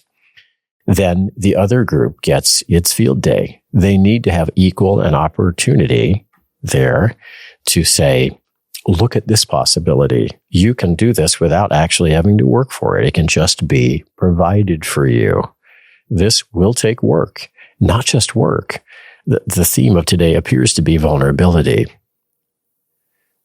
It takes vulnerability at such a level to say, I will open my whole field of feeling to you, my whole field of thinking. Everything that I think and feel will be in your hands. You will hold it. You will be able to be with it with me, and you'll do with it what you will. And I'm not in a place to control that once I open myself to that level, but simply to trust that whatever will be, and you and I will navigate it together. And it isn't like a kumbaya moment where all of a sudden everything is great when we start to do that with each other. There are layers still conditioned to unconditioned, and that is the work. But that is terrifying to, as you said, it's terrifying to many people to get off the couch and turn off the telly.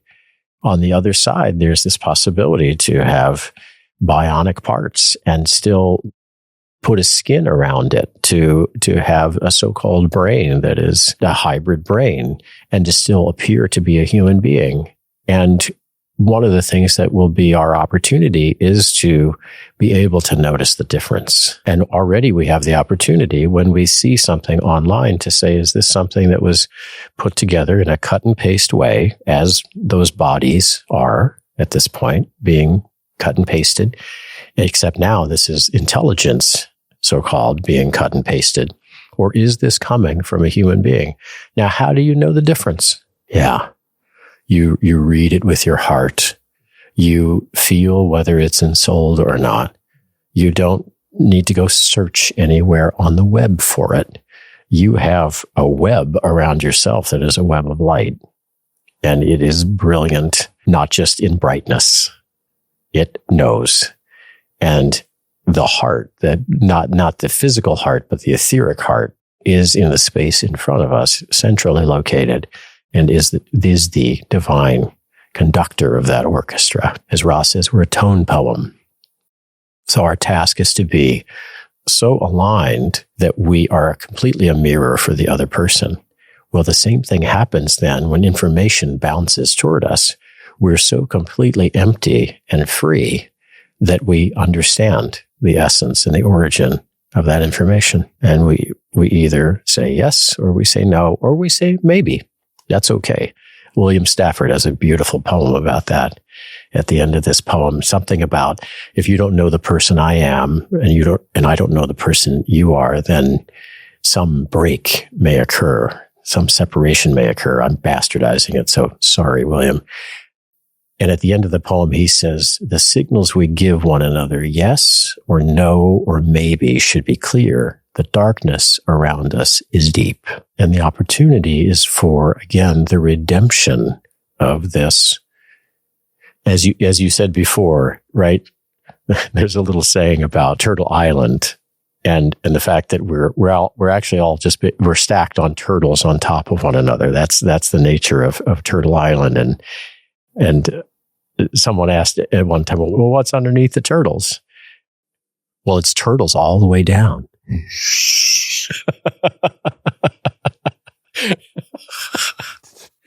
Right? That's good. That's good. So this feeling of, if I can completely understand who you are, and I have that as a practice, I have that as a compare and contrast against any kind of so-called artificial intelligence. I can feel intelligence coming toward me. The challenge comes when we get in our heads and we get intellectual. Then there is almost no way to discern the difference between what's coming toward us that's artificial or real. And Steiner has a basic activity where he says, put two seeds in your hand. One of them is going to be not a living seed, and the other is going to be alive. And just keep your eyes closed. You don't even need to look. Which one is alive? You have to be acutely aware of your body. That's the opportunity here, is to begin these practices in earnest, because that's the same question you're going to ask yourself when that information comes across your black box. Which one of these is alive? Which of these thinking is alive? And so what we're moving toward is living thinking. Our thinking is actually going to be much more living and pure and mobile, plastic, than it is now. And at the same time, there will be this sclerotified, robotized thinking, but it will be incredibly clever, more clever than you, more articulate, beautiful in a way, the craftsmanship of the picture there. And this is the Ahrimanic element, which is the counterpoint to Christ's two buddies, Ahriman and Lucifer, all of whom, by the way, serve Creator. And so this opportunity is to give human beings the ability to discern at the next level of our iteration together. Thank you. What a gift. So again, these beings are working for us under the guise of working against us. So interesting. You know, what comes up for me in that is like, as the noise increases, and what I mean by the noise is like, quite literally, we can look just around this room, all of the non-native EMFs in our environment, but then also just the noise of the very palpable frenetic energy that is sitting amongst mankind right now because of the time that we are in. There's just a lot of noise. How do we aside from that practice that you shared, effectively, I don't want to say tune that out completely, but distinguish what is our own voice, our own essence, and the Creator's essence coming through us amidst all that noise. Slow down, simplify, have everything be sacred, move into stillness and then silence. Use some kind of a thought mantra. So, for example, quiet I bear within me. I bear within myself forces to make me strong. Now will I be imbued with their glowing warmth. Now will I fill myself with my own will's resolve, and I will feel the quiet passing through all of my being, when by my steadfast striving I become strong, to find within myself the source of strength, the strength of inner quiet. So even though the cars are going by around us and we hear the buzz of the lights, you can feel the sort of artificial electricity, but then we also have this spiritual electricity that's happening between us. And what do you choose to give your attention to? So I simply offer that as a picture of a beautiful verse that Steiner gives. How is it that we can give ourselves completely over to another in conversation? Before we had this conversation, I say to myself, you were busy, you came in full, I could feel you, and you're excited, right? I simply say, first of all, may the highest and the best come through both of us for your listeners, because that's the whole point of us sitting here. And then I say, where two or more are gathered in my name, the I am presence is in the midst of us. So it's this feeling of one has only to be active and keep the way clear, knowing that where two or more are gathered, the I am presence is in the midst of us. The hope for that presence can be strengthened by learning to listen to each other in exactly the same way one listens to spiritual worlds, evocatively, with reverence, refraining from any trace of reaction, making one's own soul a seedbed for others' germinal ideas. So the ability to hear what you have to say, no matter how different it may be from my experience, and to silence not only all outer physical things like rolling my eyes or squinting or backing away from you or sort of shifting, but also just to relax all inner response. That's the movement toward freedom, toward free will. So there are practices for all of these things. So this sort of philosophical garble of our free will or not, let's do practices together. And you'll see, not that you do or that you don't. There is no categorical in this. We're along a continuum. We're in a flow. And sometimes we feel that we have more in that direction and sometimes far less. We just notice that and continue the practice. Because what that looks like in its most embodied form is what we were talking about earlier, where in the midst of some of the most challenging situations that a human being can bear externally, they can remain internally steadfast and sure and connected. And then you're making decisions that are in line with the purest form of your own free will, if we want to call it that, and the will of the Creator in those very challenging moments. Yeah. And the beautiful thing is the other's free will is not infringed upon, because there's a high level of ethical intuition, if you will, that's operating when we're in that place where we're making decisions on behalf of more than just ourselves. We have a level of faithfulness that begins to approximate the faithfulness of the sun. Do we think the sun will rise tomorrow? Most of us take it for granted. And that principle that, earlier you called the Christ inhabited that space, left that space. left that space because it had developed a level of faithfulness that was at the level of, it's the highest level imaginable. And our opportunity is to represent that, to present that to ourselves and to others and to creation in the face of whatever comes toward us, whatever situation we're in. And to the extent that we can do this, and again, there are different ways to practice it. You have a deep sense for the mood of things, and this is part of why I'm offering these meditative thought mantras for you. So I'll give you the picture of faithfulness. And I'll try not to cry. Faithfulness. Create for yourself a new, indomitable perception of faithfulness. What is usually called faithfulness passes so quickly.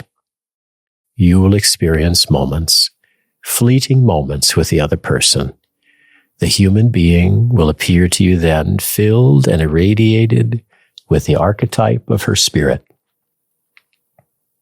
And then there may be, indeed will be, other moments, long moments of time when human beings are darkened, but you will learn to say to yourself at such times, the spirit makes me strong.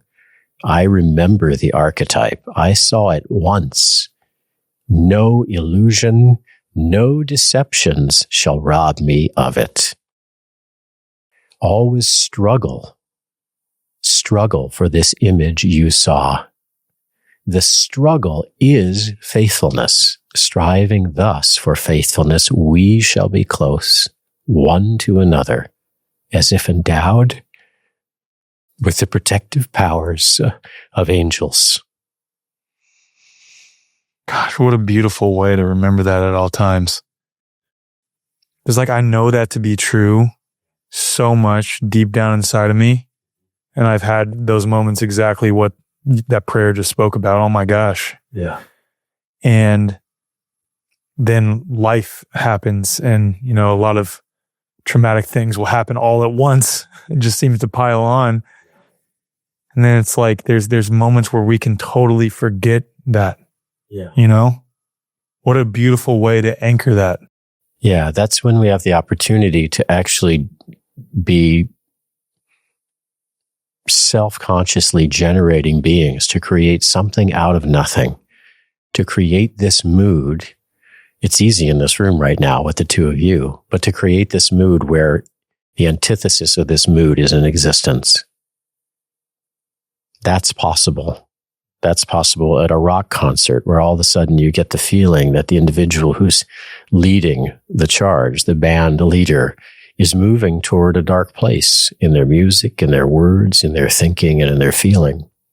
It's possible for you to ray out over 80,000 people this mood, to see at that moment the highest and the best in every one of those individuals, especially in that individual. That's the skillful use of love. That's the deployment of love. It's not just love talking about, I love you. It's love when it's where it's needed. And if you can't do that, then leave the venue.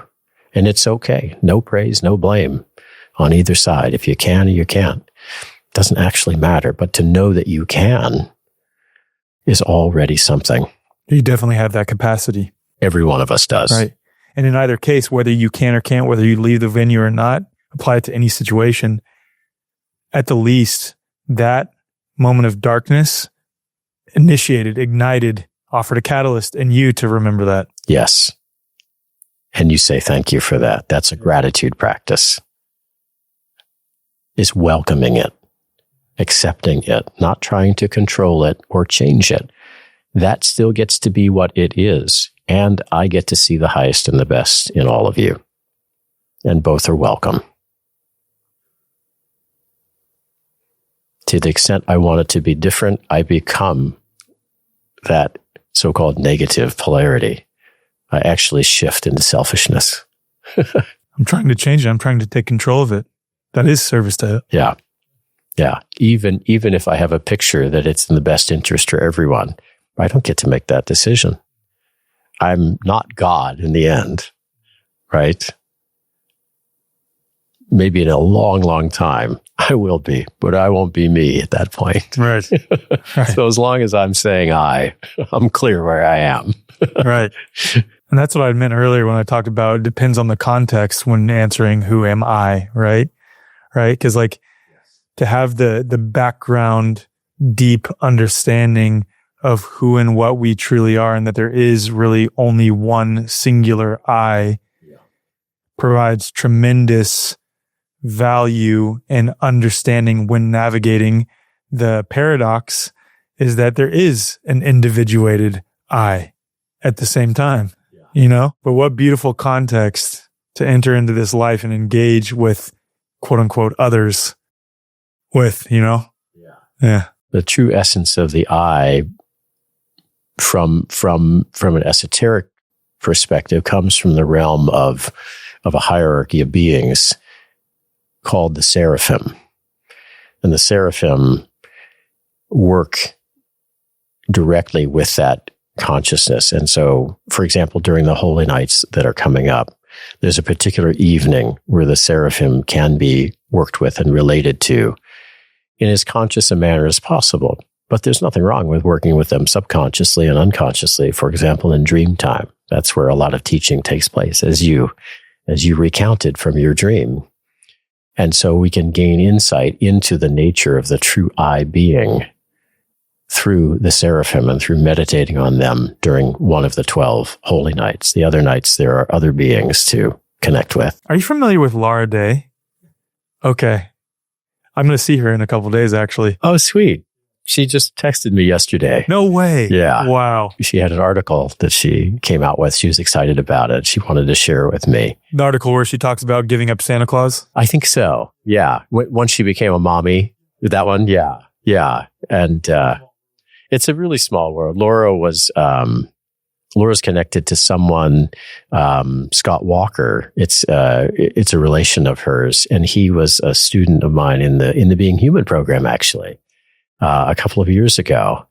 And I worked with that group on how to consciously work with the 12 holy nights, which are the 12 most important nights of the year, where spiritual thinking is able to most deeply be generated in the individual. And he said, could I have Laura come and talk to you because she's working on the holy nights? And so she called me and we had a conversation because she learned initially this work in Colorado at a workshop from a friend of mine, because I've been working with Waldorf schools and teachers for decades. I don't know, 40 years now. And so I knew the individuals that she had worked with, and I sort of helped her, give her some opportunities to deepen her thinking around the 12, perhaps 13. And we had that conversation, the Ophikiakis conversation around the holy nights. Wow. I mean, that doesn't surprise me, of course, but it does at the same time. Right. Is that beautiful? It does and it doesn't. Yeah. Like not surprising, but whoa. Okay, yeah. Cool.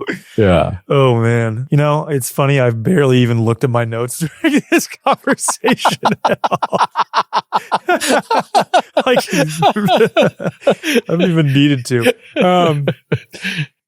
Yeah, to hell with the notes. I want to talk to you about forgiveness of self and forgiveness of other. Yeah. Yeah. And where do I start with this? I know I'll speak to my experience. There was a time when, with one of my family members I'm still estranged from, I attempted to move into compassion and forgiveness before I was truly ready. Yeah. And it was a weird feeling because in one respect, I felt authentic. And in the other respect, I almost felt a sense of shame around it because I'm like, why can't I just forgive them? Yeah.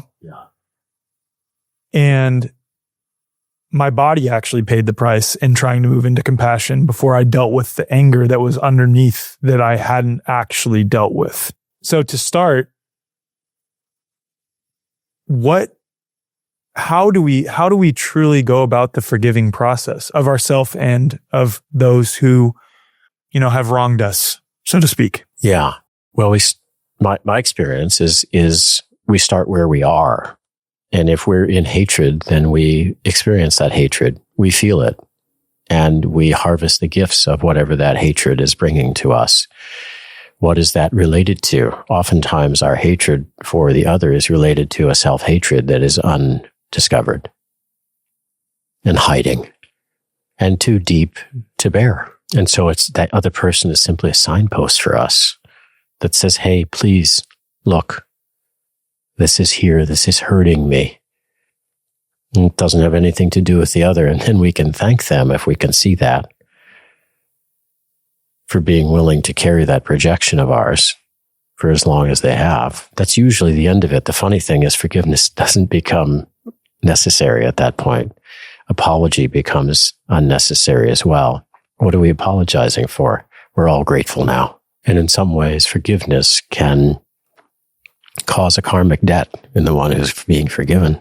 Is it because it attributes a wrong to them, like a mark on them? Yeah. So, now I've forgiven you. You don't stand together anymore. This individual, if he or she accepts it, has the feeling of, in my next incarnation with you, I need to somehow recompense for this. So there can be a hidden tethering that takes place in the solar plexus chakra with forgiveness. If we're not careful, the true forgiveness is really of the self. It certainly can be with the other, but it can be an unclean forgiveness, a kind of distorted forgiveness where there is not unconditionalism to it, even in the most subtle manner. And we're extricating ourselves on a karmic wheel then. In true understanding, forgiveness is unnecessary. And the understanding is almost always of the self. What's interesting is there's been multiple times in my life where it was almost a form of family constellations without it actually being family constellations, because it was before I knew what that was, where the individual who I felt I had been wronged by had not apologized. I didn't even have contact with them. And I got to a place of genuine acceptance inside myself, which took time, right? Like, talk about not stuffing down that anger and pretending it's not there and trying to move into compassion. Like, no, I need to be fucking angry for maybe a year and a half. Yeah. It takes as long as it takes. It takes as long as it takes. And I'll say this, I truly believe that chronic anxiety, chronic depression are people who aren't able to fully feel to completion that which is making them feel anxious or depressed. So they just have a subtle background level of it at all times because they're not willing to fully dive in to that feeling. Yeah, it's noise in the system. And if you take the noise out, then the true noise can be heard. That's underneath all of that. And when I finally progressed through that and felt those feelings to completion, relatively speaking, that individual appeared and deeply apologized naturally as a byproduct. And that's what led me to discovering family constellations work, because I was like, I had already experienced that in a way in myself. Like, I got to a place of genuine acceptance and compassion for that individual, understanding that they had just forgotten, whether it was in that moment or whether the experiences up to that point in their life, they had forgotten and acted upon that forgetting. And I was involved in that. And I also chose that at the same time.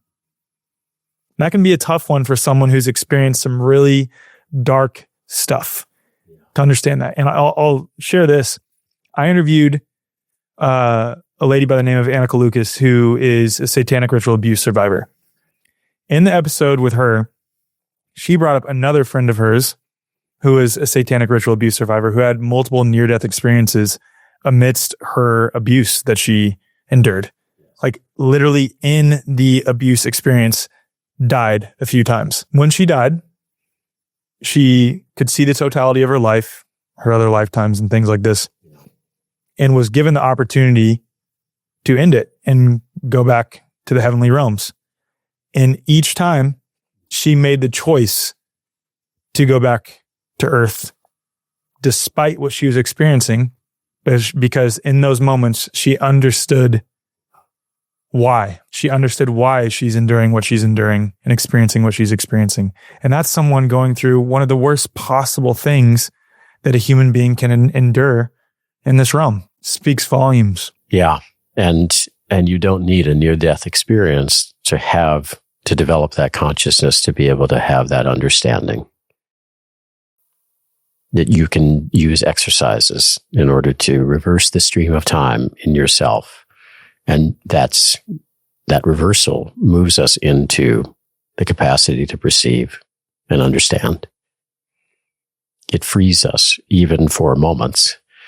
But you see, once you're in the momentless space, it's the space of eternity. So it feels like an eternity where everything can be seen. It's a little bit like when your wife and you first saw each other. And what happens when two souls look through their eyes at each other is they remember everything, all of the lifetimes they've had. And then it's a flash of light and it's gone. And the curtains come down again. And the rest of their life is an opportunity to explore what they remembered in that moment. How beautiful is that? I've had those exact experiences with my wife, with my kids. Yeah. Close friends, colleagues. And if you open yourself to that experience, it can take place during any part of your relationship. You start to experience it everywhere. My wife and I did this ceremony where we breathed rhythmically together, eye gazing for nearly 2.5 hours. Wow.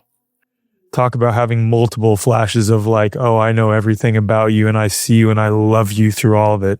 I love you because all of it. Yes. You know what's so interesting too that I've thought about, and I'm still trying to piece together what this means symbolically, but like that logo, top view of the human biofield, the aura, right? We talk about the eyes being the window to the soul.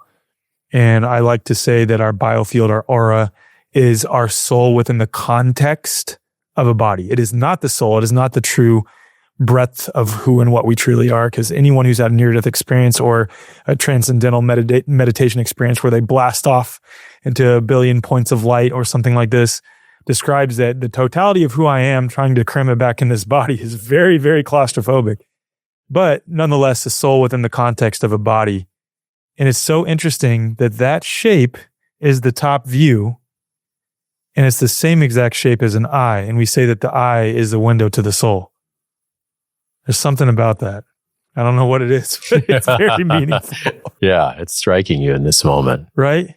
Yeah. It will slowly understand you. That's the other side to this. Is you can allow yourself to be integrated. You don't have to reach out for it. Yeah, it's a deep certainty in that, opening to that possibility of that on an organismic level, we're self-organizing. The beings that created the different sensory systems and visceral systems, the beings created this, and have a responsibility and a loving honor to continue to inform us about how to use these things. These are the beings of the hierarchy that we're talking about that during the holy nights can be connected with. Each one for each evening give us deep insight about the wisdom of this body, which is the oldest of the bodies that we're in, the one that's seen the most. It has stories to tell. And the beautiful thing is that is the essence of this being that we're talking about.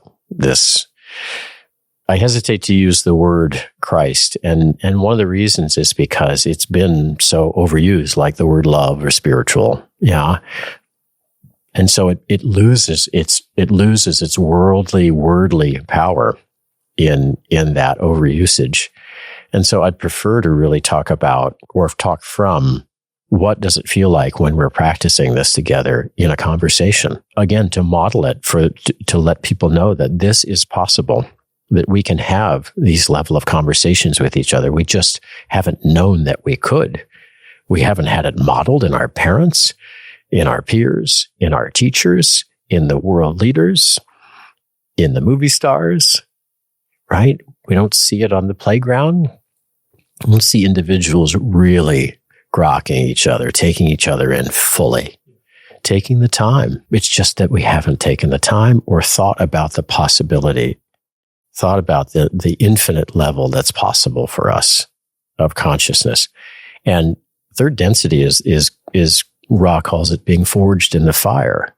The catalyst might be 100 times more than any other density, but so is the growth potential as a result of that catalyst. You can move into a space, if you want to, of fourth density at a level of love, a vibration that is significantly more than any other density due to this being in deep darkness, having incredible catalyst, having so much noise in the system, having every opportunity to feel separated, to feel duality, to feel shut up in the self, to have hatred and fear for others. All that is what gives us the opportunity to rise toward that freedom of thinking. Those are the shoulders we stand on that we can offer gratitude for. Most healthcare today operates on an outdated mechanistic model, treating the body like a battlefield rather than a self-healing system. You wait months for an appointment only to receive a rush diagnosis that labels you rather than truly understanding your unique health. Even in holistic health, many practitioners rely on endless lab tests and supplement protocols, addressing symptoms instead of the root cause. And the result? Another prescription or supplement regimen that merely suppresses or masks symptoms rather than facilitating true healing, whether the imbalance was physical, emotional, energetic, or a mix of all three. And that's why Dr. Tom Cowan co-founded the New Biology Clinic, to offer something radically different. As one of the most respected natural health doctors in the world, Dr. Cowan has spent decades challenging conventional medicine and advancing a deeper understanding of human biology, water, and natural health. His work isn't just about rejecting the mainstream. It's about offering a more truthful, biologically coherent approach for healing. The New Biology Clinic recognizes that health isn't about fighting disease, it's about restoring balance. You're not a diagnosis, you're an individual with a unique story, and healing should honor that. With virtual consultations available worldwide, the clinic offers a flat-rate monthly membership that gives you direct access to practitioners who take the time to actually listen. Members also get exclusive health live streams, a resource library, and live sessions covering everything from biofield tuning and breathwork to movement and meditation, all designed to support whole body healing. And if you're not ready for a membership, you can book a one-time appointment, sign up for an enrichment-only membership for the healing modalities alone, or schedule a free connection session with one of the care team members to see how the New Biology Clinic can help in your specific situation. This isn't about keeping you dependent on doctors. It's about making you sovereign over your health. Head to newbiologyclinic.com and use code THEWAYFORWARD, and that's spelled The Way, F-O-R-W-A-R-D, for $50 off account activation, or just head to the show notes for more info. If you're a member of The Way Forward, email hello@thewayforward.com for $150 off. Your body already knows how to heal, and New Biology Clinic helps you remember. You know, this level of conversation is in itself an act of remembering. I have some amazing conversations on this podcast, and I truly mean that. Like, I'm so blessed to do what I do, and I have incredible people. And there are very few guests where I talk with them and I don't even remember what was said because the words aren't what matters. The words are just a tool to initiate the remembering process here. Yeah. And it's the craziest thing. And at the same time, it's not, because it's like, oh, no, duh, because I remember now that I quite literally feel like a subtle, not weight, it's like words don't even describe it, but I feel a subtle pressure here in a good way. Like there is a piece of me being unlocked, and I've had it unlocked before in other conversations, in other really profound moments of my life. And that's where it's like, oh, this is crazy. I quite literally feel a piece of me here right now through the midst of this conversation. And at the same time, it's like, oh yeah, no duh. That's you. That's a more true essence of you. I don't know if that's your same experience, but that's what I feel when I have conversations like this, man. Like it's so hard to describe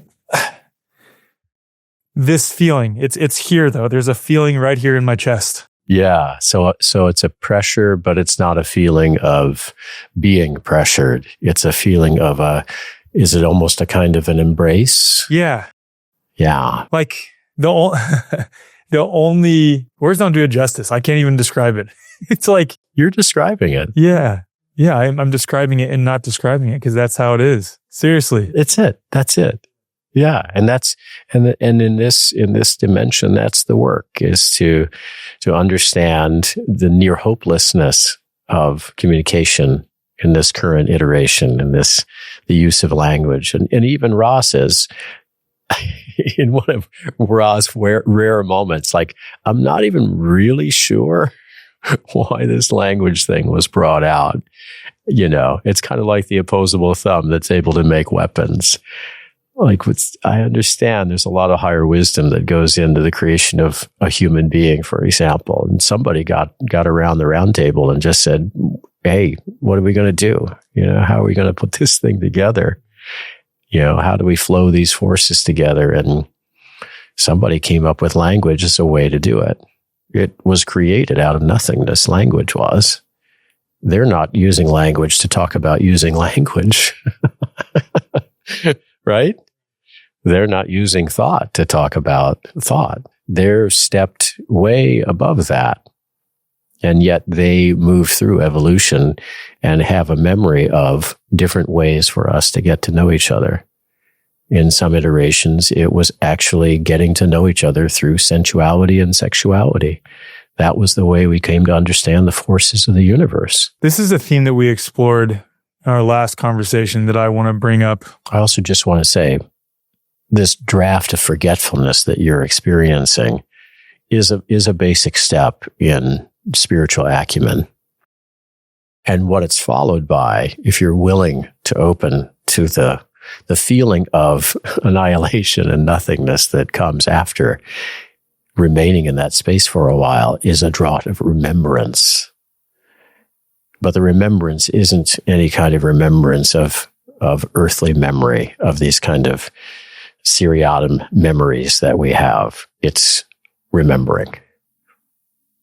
So I just want to name that. I didn't want to forget to mention that experience that you're having is a normal experience along the path. And it can feel, I don't see it in you, but it can feel scary, because it's this feeling of relaxing what I've always known as my communication tool, which is my intellect. And now all of a sudden it can't even remember what was just said, and trusting that. I think the fear stems from wounding that I've incurred in this lifetime of feeling the need to prove myself.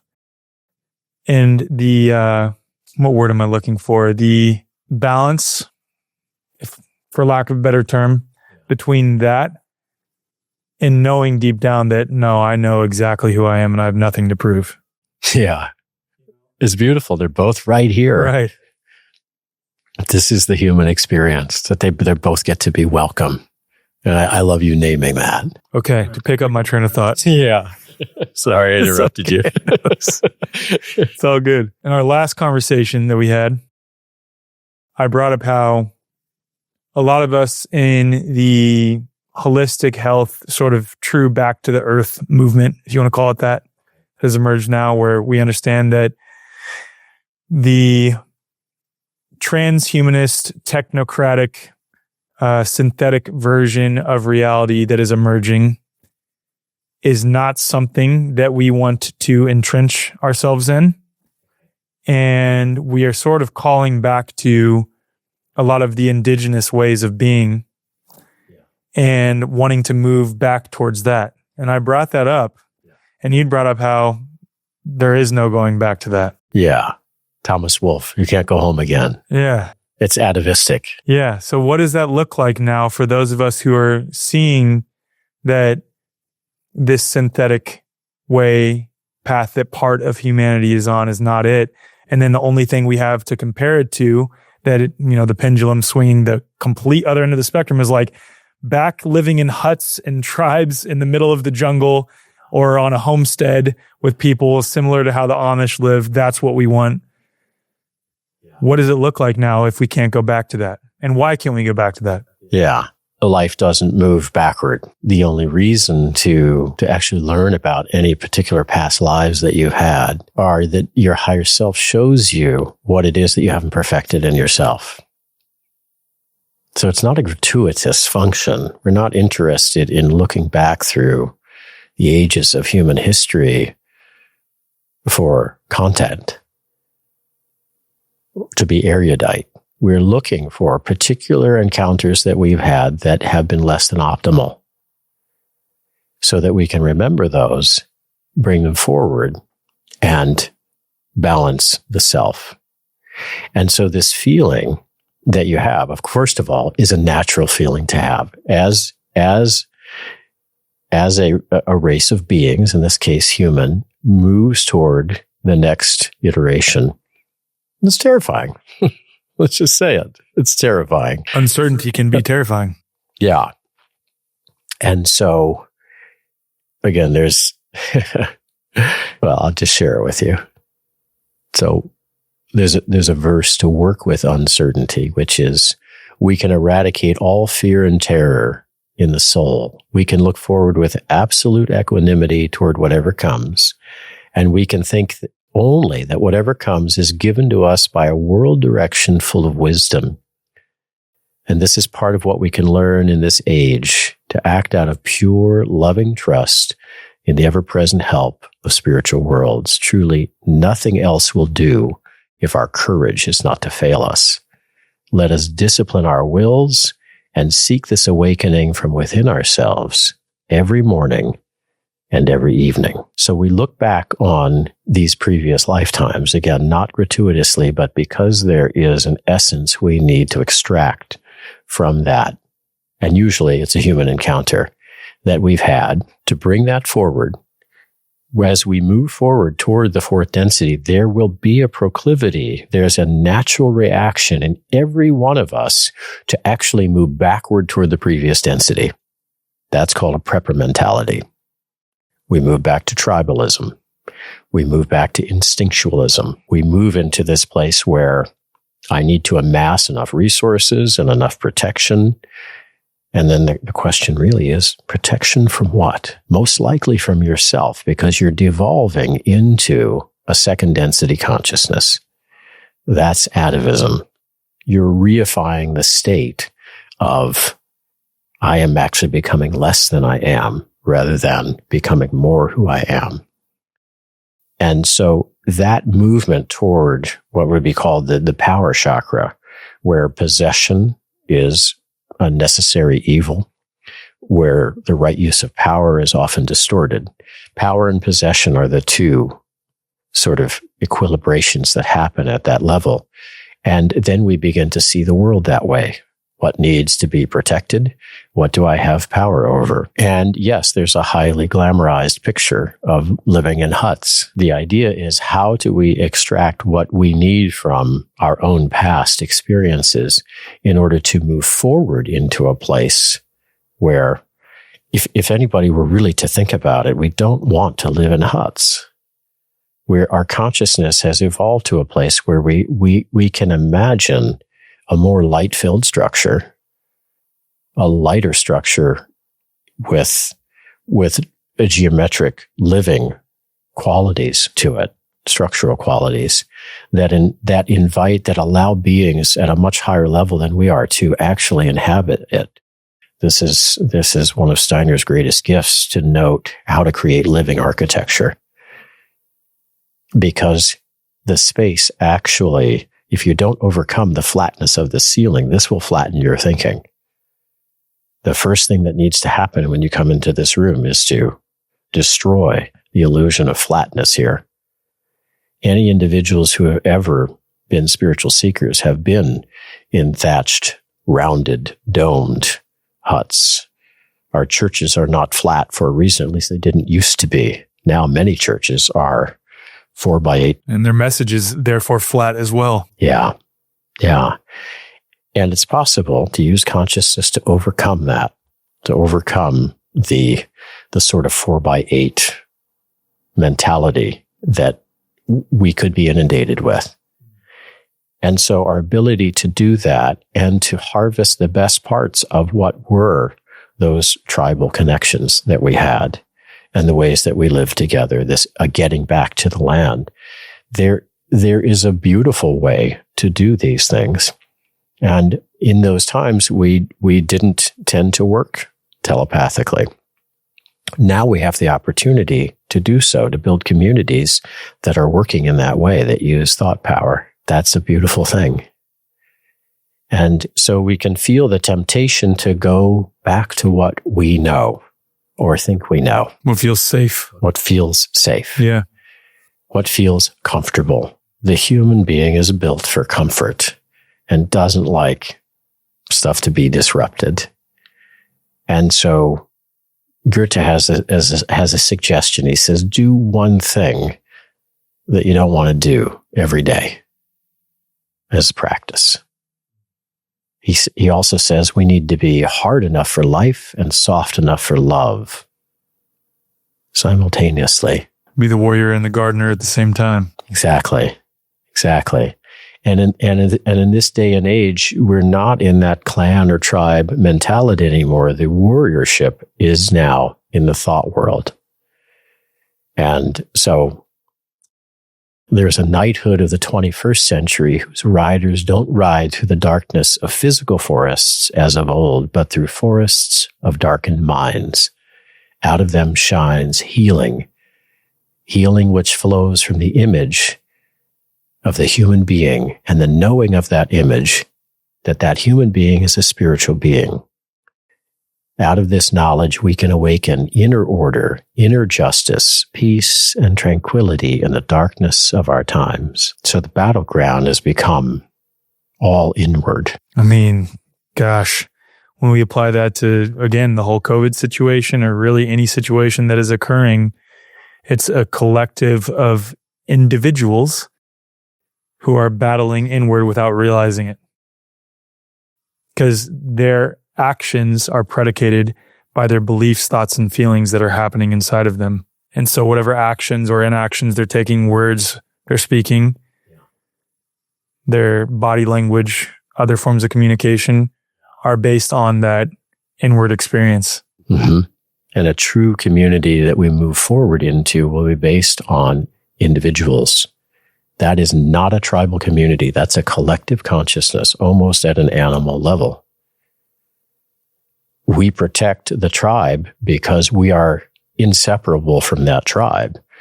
Our welfare, the food that we get, mine depends on your not being attacked and killed. My very survival is at stake if yours is threatened. We're no longer in that place. So how do we choose freely to be in communion with each other? This is the Slavic connection. You're choosing to do this. You don't have to. You can make a lot more money doing something else, bro. And you know it. And then you die and you look back and you go, and God spits you out. Right? Yeah. So it's noticing that tendency to want to move toward a place of what's known, what's comfortable. Yeah. What's been lived through. And then understanding that, again, sin is something out of time. So that's ignorance. It would be a sin to go back to the tribal ways of being. I think what's attractive about those, if we really sit and think about it, aside from like, okay, that feels safe and secure, and that feels like something that somewhere deep inside of us knows to be comfortable, is that there's a deep connection to nature and to each other and to wisdom from the heavens, let's say.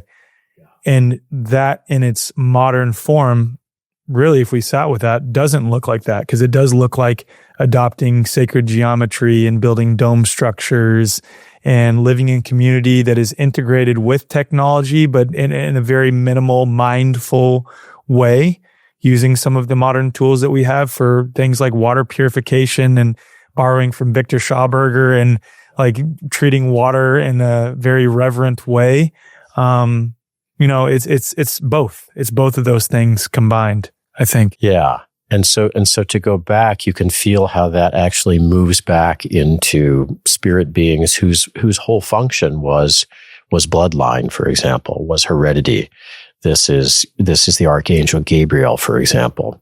And under his love and guidance and incredible wisdom, the body of Jesus was developed over 42 generations and perfected to a level where it could accept a being of highest vibration imaginable. Once that being came in, which is beautiful, that being immediately set to task letting individuals know the time of the bloodline is over. And now we're into thought stream rather than bloodstream. And we'll choose communities based on our thought stream rather than our blood. You just connected a lot of dots for me there. Wow. Yeah. Exit the generations of trauma. No longer. And that sounds about right for the millennial generation and parts of the generations before, and especially the generations after, is like, it seems like collectively a lot of people in this generation are the ones doing the work to transmute a lot of that generational trauma. It's a common theme. To where the pendulum almost swings the other way, and it's like my parenting mentality at first was almost like laissez-faire and like, oh, I don't want to cause any trauma, and that in and of itself creates trauma. It's like, damn it, dude.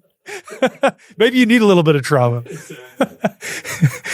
Well, what we found is it's that trauma, just like, what we call, post-traumatic stress disorder, which you can appreciate as a soldier, is one option, one choice to make for what occurs as a catalyst initially. You can choose for it to be an experience and achieve post-traumatic growth from it, or you can choose a disorder from it.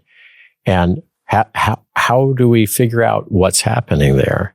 Well, mostly what's happening is the story we tell ourselves in the moment, which then if we tell ourselves that story, if we're unable to, for example, experience the vulnerability, the feelings associated with that, then we're telling the most wisdom-filled being that we have, the body, to interrupt its neural circuits. And then this interruption continues to try to play out and achieve completion, neural completion.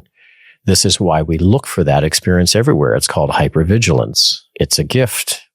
The nervous system is guiding us to re-experience and be able to have those emotions and not have the neocortex override it, which animals never do, which is why animals have zero trauma. They violently shake and feel it to completion in that moment, except for those animals that have spent time around humans, because they also start to develop as an individuation, if you will, as they move into third density. It's a mirror neuron function of cognitive systems. And how could it be otherwise? They're moving towards self-consciousness, particularly the pets. You see it like, oh my gosh. You look at a wolf in the wild, and don't get me wrong, like there's animals in the wild that definitely have personality about them, of course. But like, take a dog, like my dog has so much personality. Like, oh my gosh.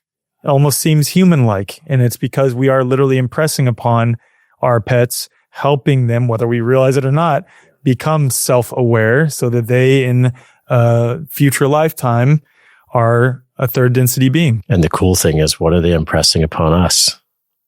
Unconditional love and moving us toward the fourth density.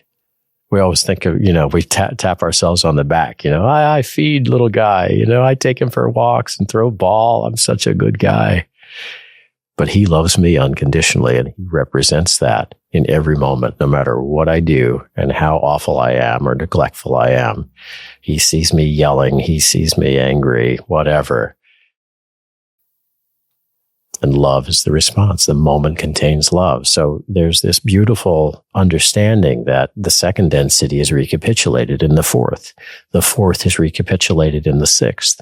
The love vibration is strongest in the 2-4-6. The 1-3-5 is working a different path. There's more of a beingness presence, a wisdom path around that. We're seeking thinking right now, living thinking. The fifth dimension wanderer is also seeking thinking at a level of walking the universe with light, because thinking is light. This is another thing I wanted to talk about related to that is in third density consciousness, as we're moving to fourth density.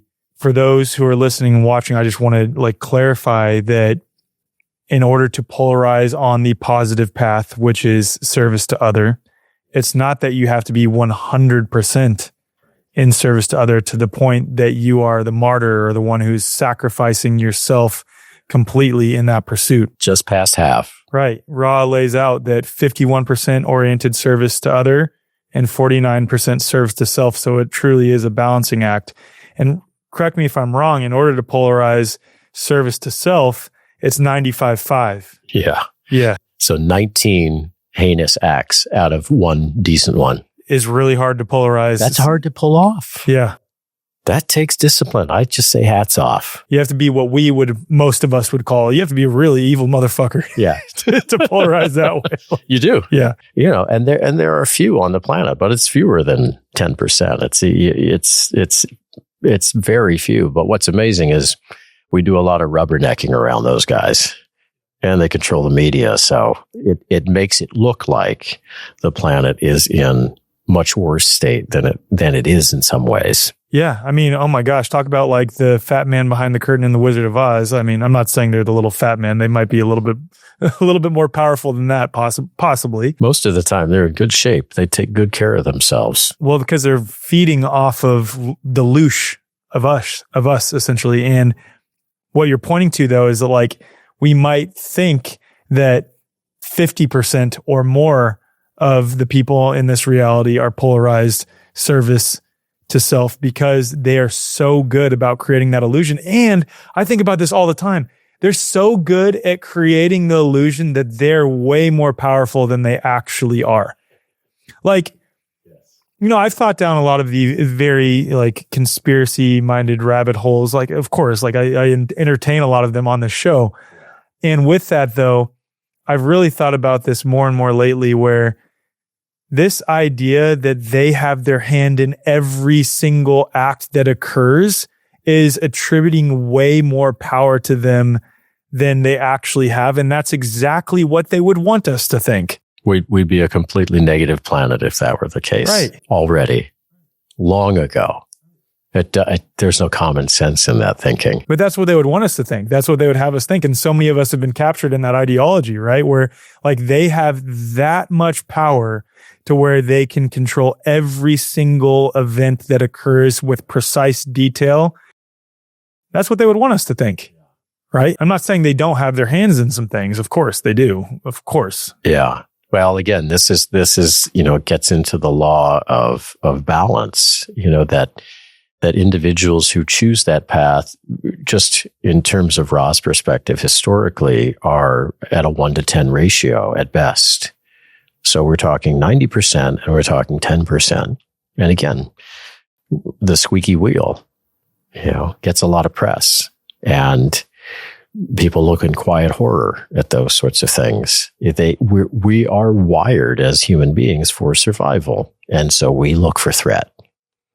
And when things are going well, we actually move into a space rather than of antipathy, we move into sympathy. And another word for sympathy is a soporific state, somnambulism. We sleepwalk because we're good, we're comfortable, but we're not necessarily awake in that state. And the idea is to be able to move away from that feeling of, nice comforters in a feather bed. Not that you can't have those, but just the lack of attachment to them. And then also move away from the sphere of terror and recognize that there's a space in the middle between the antipathy of, oh my God, what are these evil MFs doing? And, at least I'm safe. And the space in the middle, this one is asleep, this one is vigilantly awake. The space in the middle of antipathy and sympathy is empathy. Empathy is the space between us. It's a space of interest, which literally means to be between. This is the Slavic genius. I keep using this because I know you have a relationship inwardly from a blood perspective, and the invitation for you is to move that forward into a thought line from a bloodline. And then it becomes ubiquitous. Then all of us are Slavs. The movement toward all of humanity is to be Slavic in consciousness. Again, not a nationalistic perspective. That's separatist, which is an illusion. This is the opposite. This is Christ through you to others. So it's not, how can I have Christ consciousness? It's life through me, that life being through me, not just to me. And by the way, when it flows through us, it's completely transforming ourselves, just as it is all others.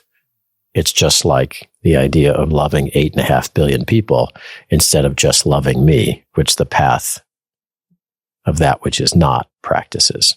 I just love me, and I'll teach you how to just love me too.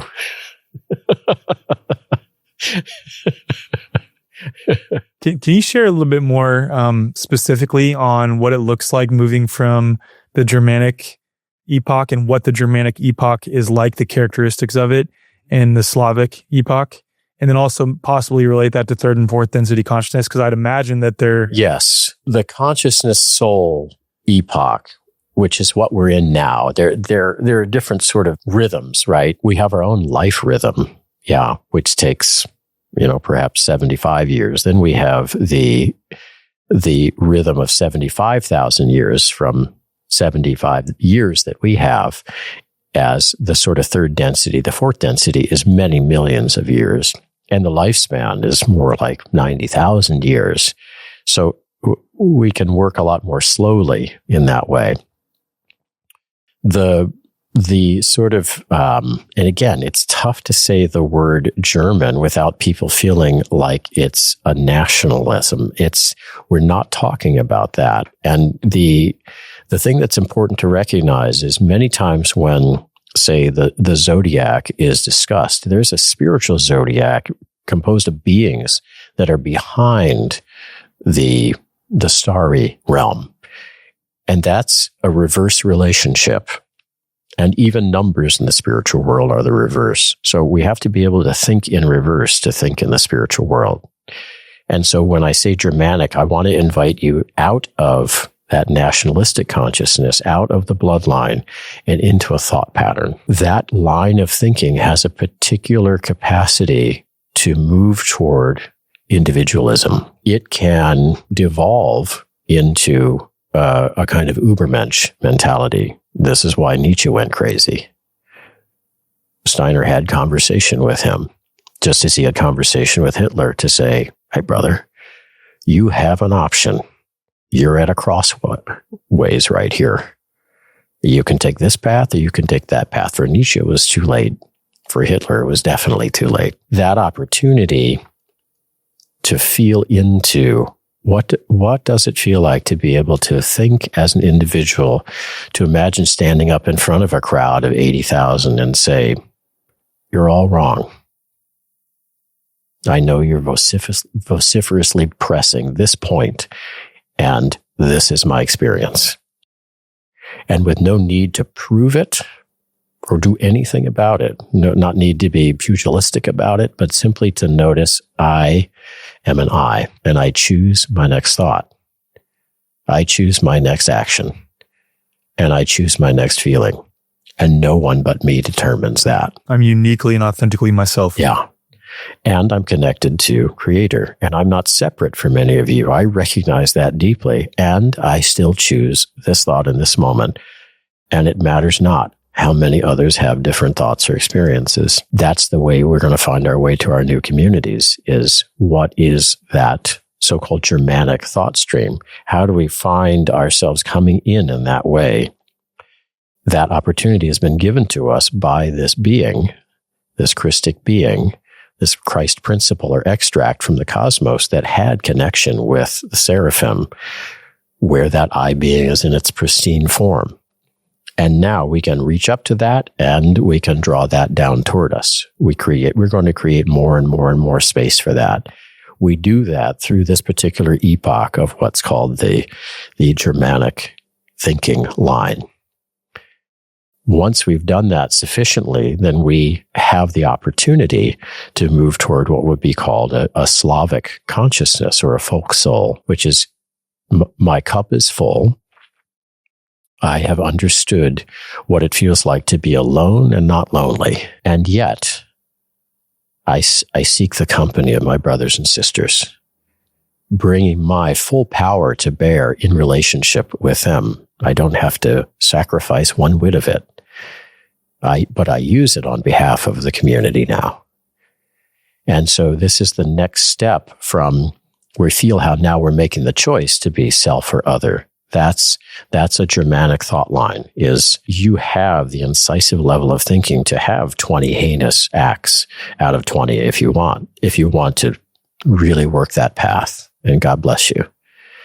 And thank you for your service to Creator. And you have the opportunity to polarize in this other direction. Once you do that and you move into this fourth density, this is that opportunity to now practice being an individual and being completely open at that card table you described earlier. And wow, I mean, can you feel the dynamic there?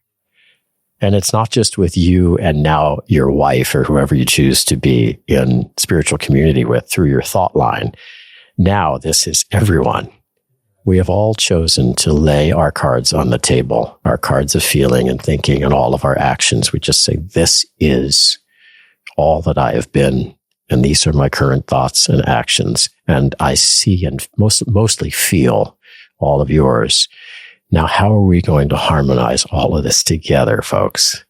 How many of you are really in this, for this, at this level? Requires deep, deep, deep unconditional love. Yeah. We'll be thinking of our pets a lot. Yeah.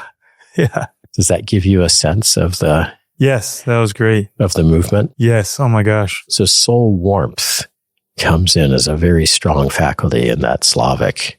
We're warming up intelligence with soul. We're deeply moved and touched by almost every interaction. And we can start practicing that now. We've been doing that this whole conversation, my friend. I think we have. Yeah. Man, you know what? Again, the notes thing, I had so many concepts that I wanted to discuss, but those would have been an abstraction. This was those concepts embodied in the form of communication, in the form of a discussion. And concepts are actually beings. Yeah.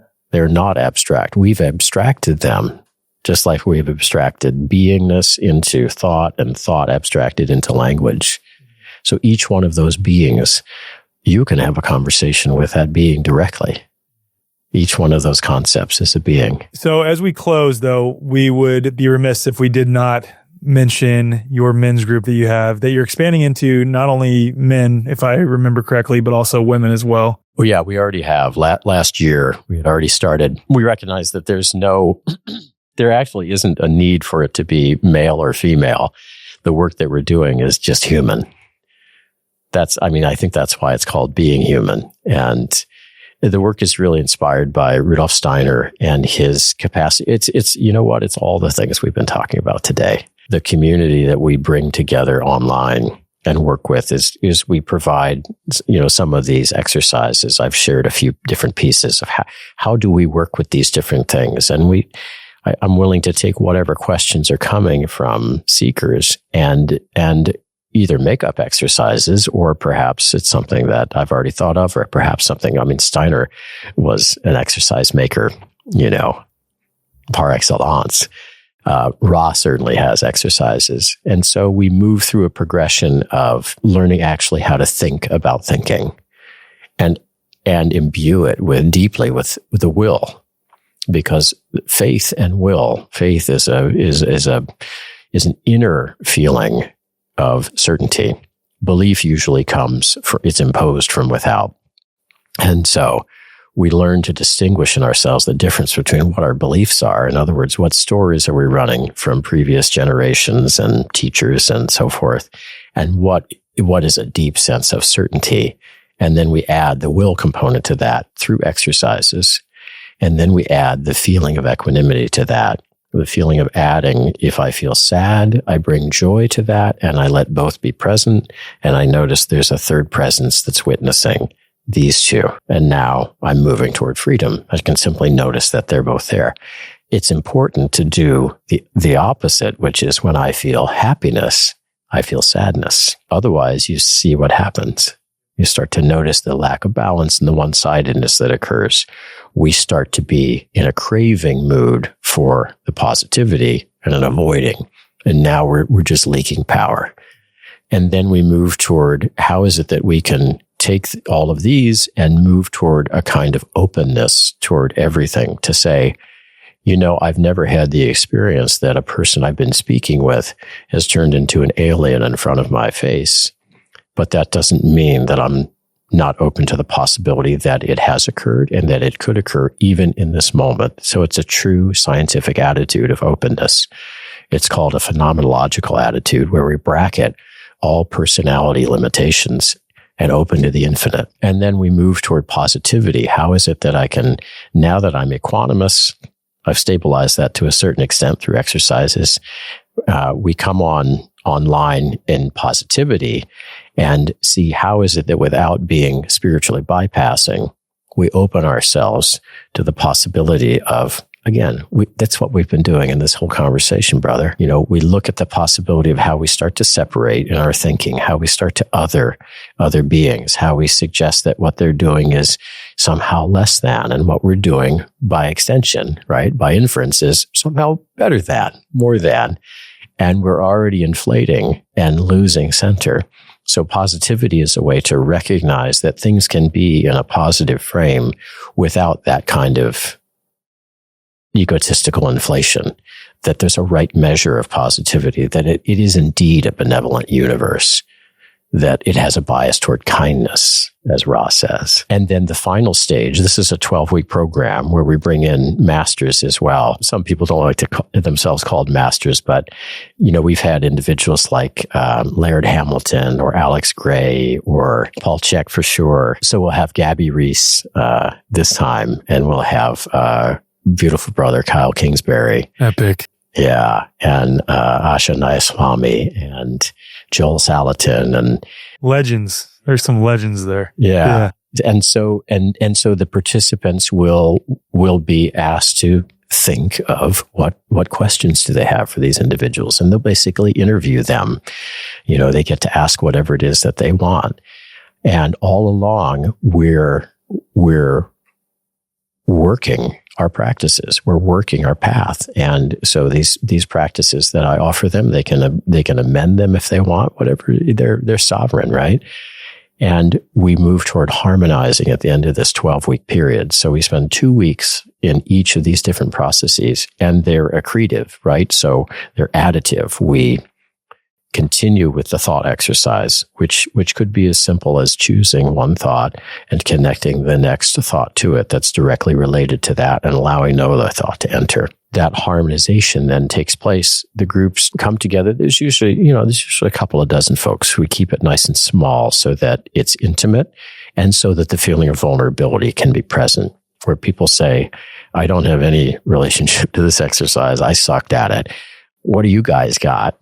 And the others, and by the way, having it be co-ed has added such depth, which you can imagine, such richness. The only reason Jared initially asked me to do this with him and to do men is because I had started 10 men's groups over the last 40 years. And so he thought, well, that's a great way to hook him. And he was right. But yeah, so now it's co-ed. And really it's a spiritual community that then when that 12 weeks is over, they have the opportunity to continue on with something called an inner circle, where we continue to deepen and do exercises. But these exercises, we assume people will continue if they have a connection to them. Steiner's connection to this work is that this stepwise pattern of 6 exercises not only creates the capacity for this living thinking that we've been doing, which is, I would call it almost loving thinking. Yeah. It not only creates that capacity to ensoul that together, but it provides a kind of a palliative capacity. It ameliorates the sort of detriment of other spiritual practices that you may have done or may be doing that, quite frankly, at your particular acumen of it, you have no idea some of the effects that are happening for you on subtle body levels. This is prophylactic for that. it helps to not deepen some of those challenges that can occur on your spiritual practice, whatever your practice is. So that's a big statement. That's a big claim from Steiner. And I say it because I have had that experience that, the best protection from Ra's perspective is love. From Steiner's perspective is consciousness, is to be conscious of the finest details of all things at all times, not in a hypervigilant way, but in simply a loving and noticing way. So that starts in February next year, and it's at Be Here Farm and Nature. That's Jared's website. He also makes amazing magical skin potions. Amazing magical skin potions. Just so incredible. You can just tell so much intention has been impressed upon his products. Like, they're the only things I use. Yeah. I've been using his tallow for my face exclusively lately, and I freaking love it. It's awesome. You look beautiful. You look absolutely magnificent. You're glowing. Thank you. Shout out to Jared. That's right. So you can find all that in the show notes. If you're interested, please check it out. You've sort of piqued my interest. I may want to join you guys, like as an attendee, honestly. Like, even if I just get to hang out with you and Jared, that sounds awesome. You would add so much. So we would love to have you. Yeah. Yeah. Man. Edmund, I'm sad this conversation is coming to a close, but that just means we have to do a part 2, maybe part 3, part 4. You bet. However many parts we need to do. This was... When you got an opening, give me a shout. Okay. I love dropping in with you. This is amazing. Amen, man. This is... I like I said, going back to the beginning of the conversation, was a little bit nervous on wanting to recreate that experience in person, but this is somehow blown it out of the water. This was... I agree. I think so. So, I mean, there was a reason that the mics went blank for us on the first one. Yeah. Right? Even though you had your phone, but that's okay. I love you, brother. This was great. I love you too.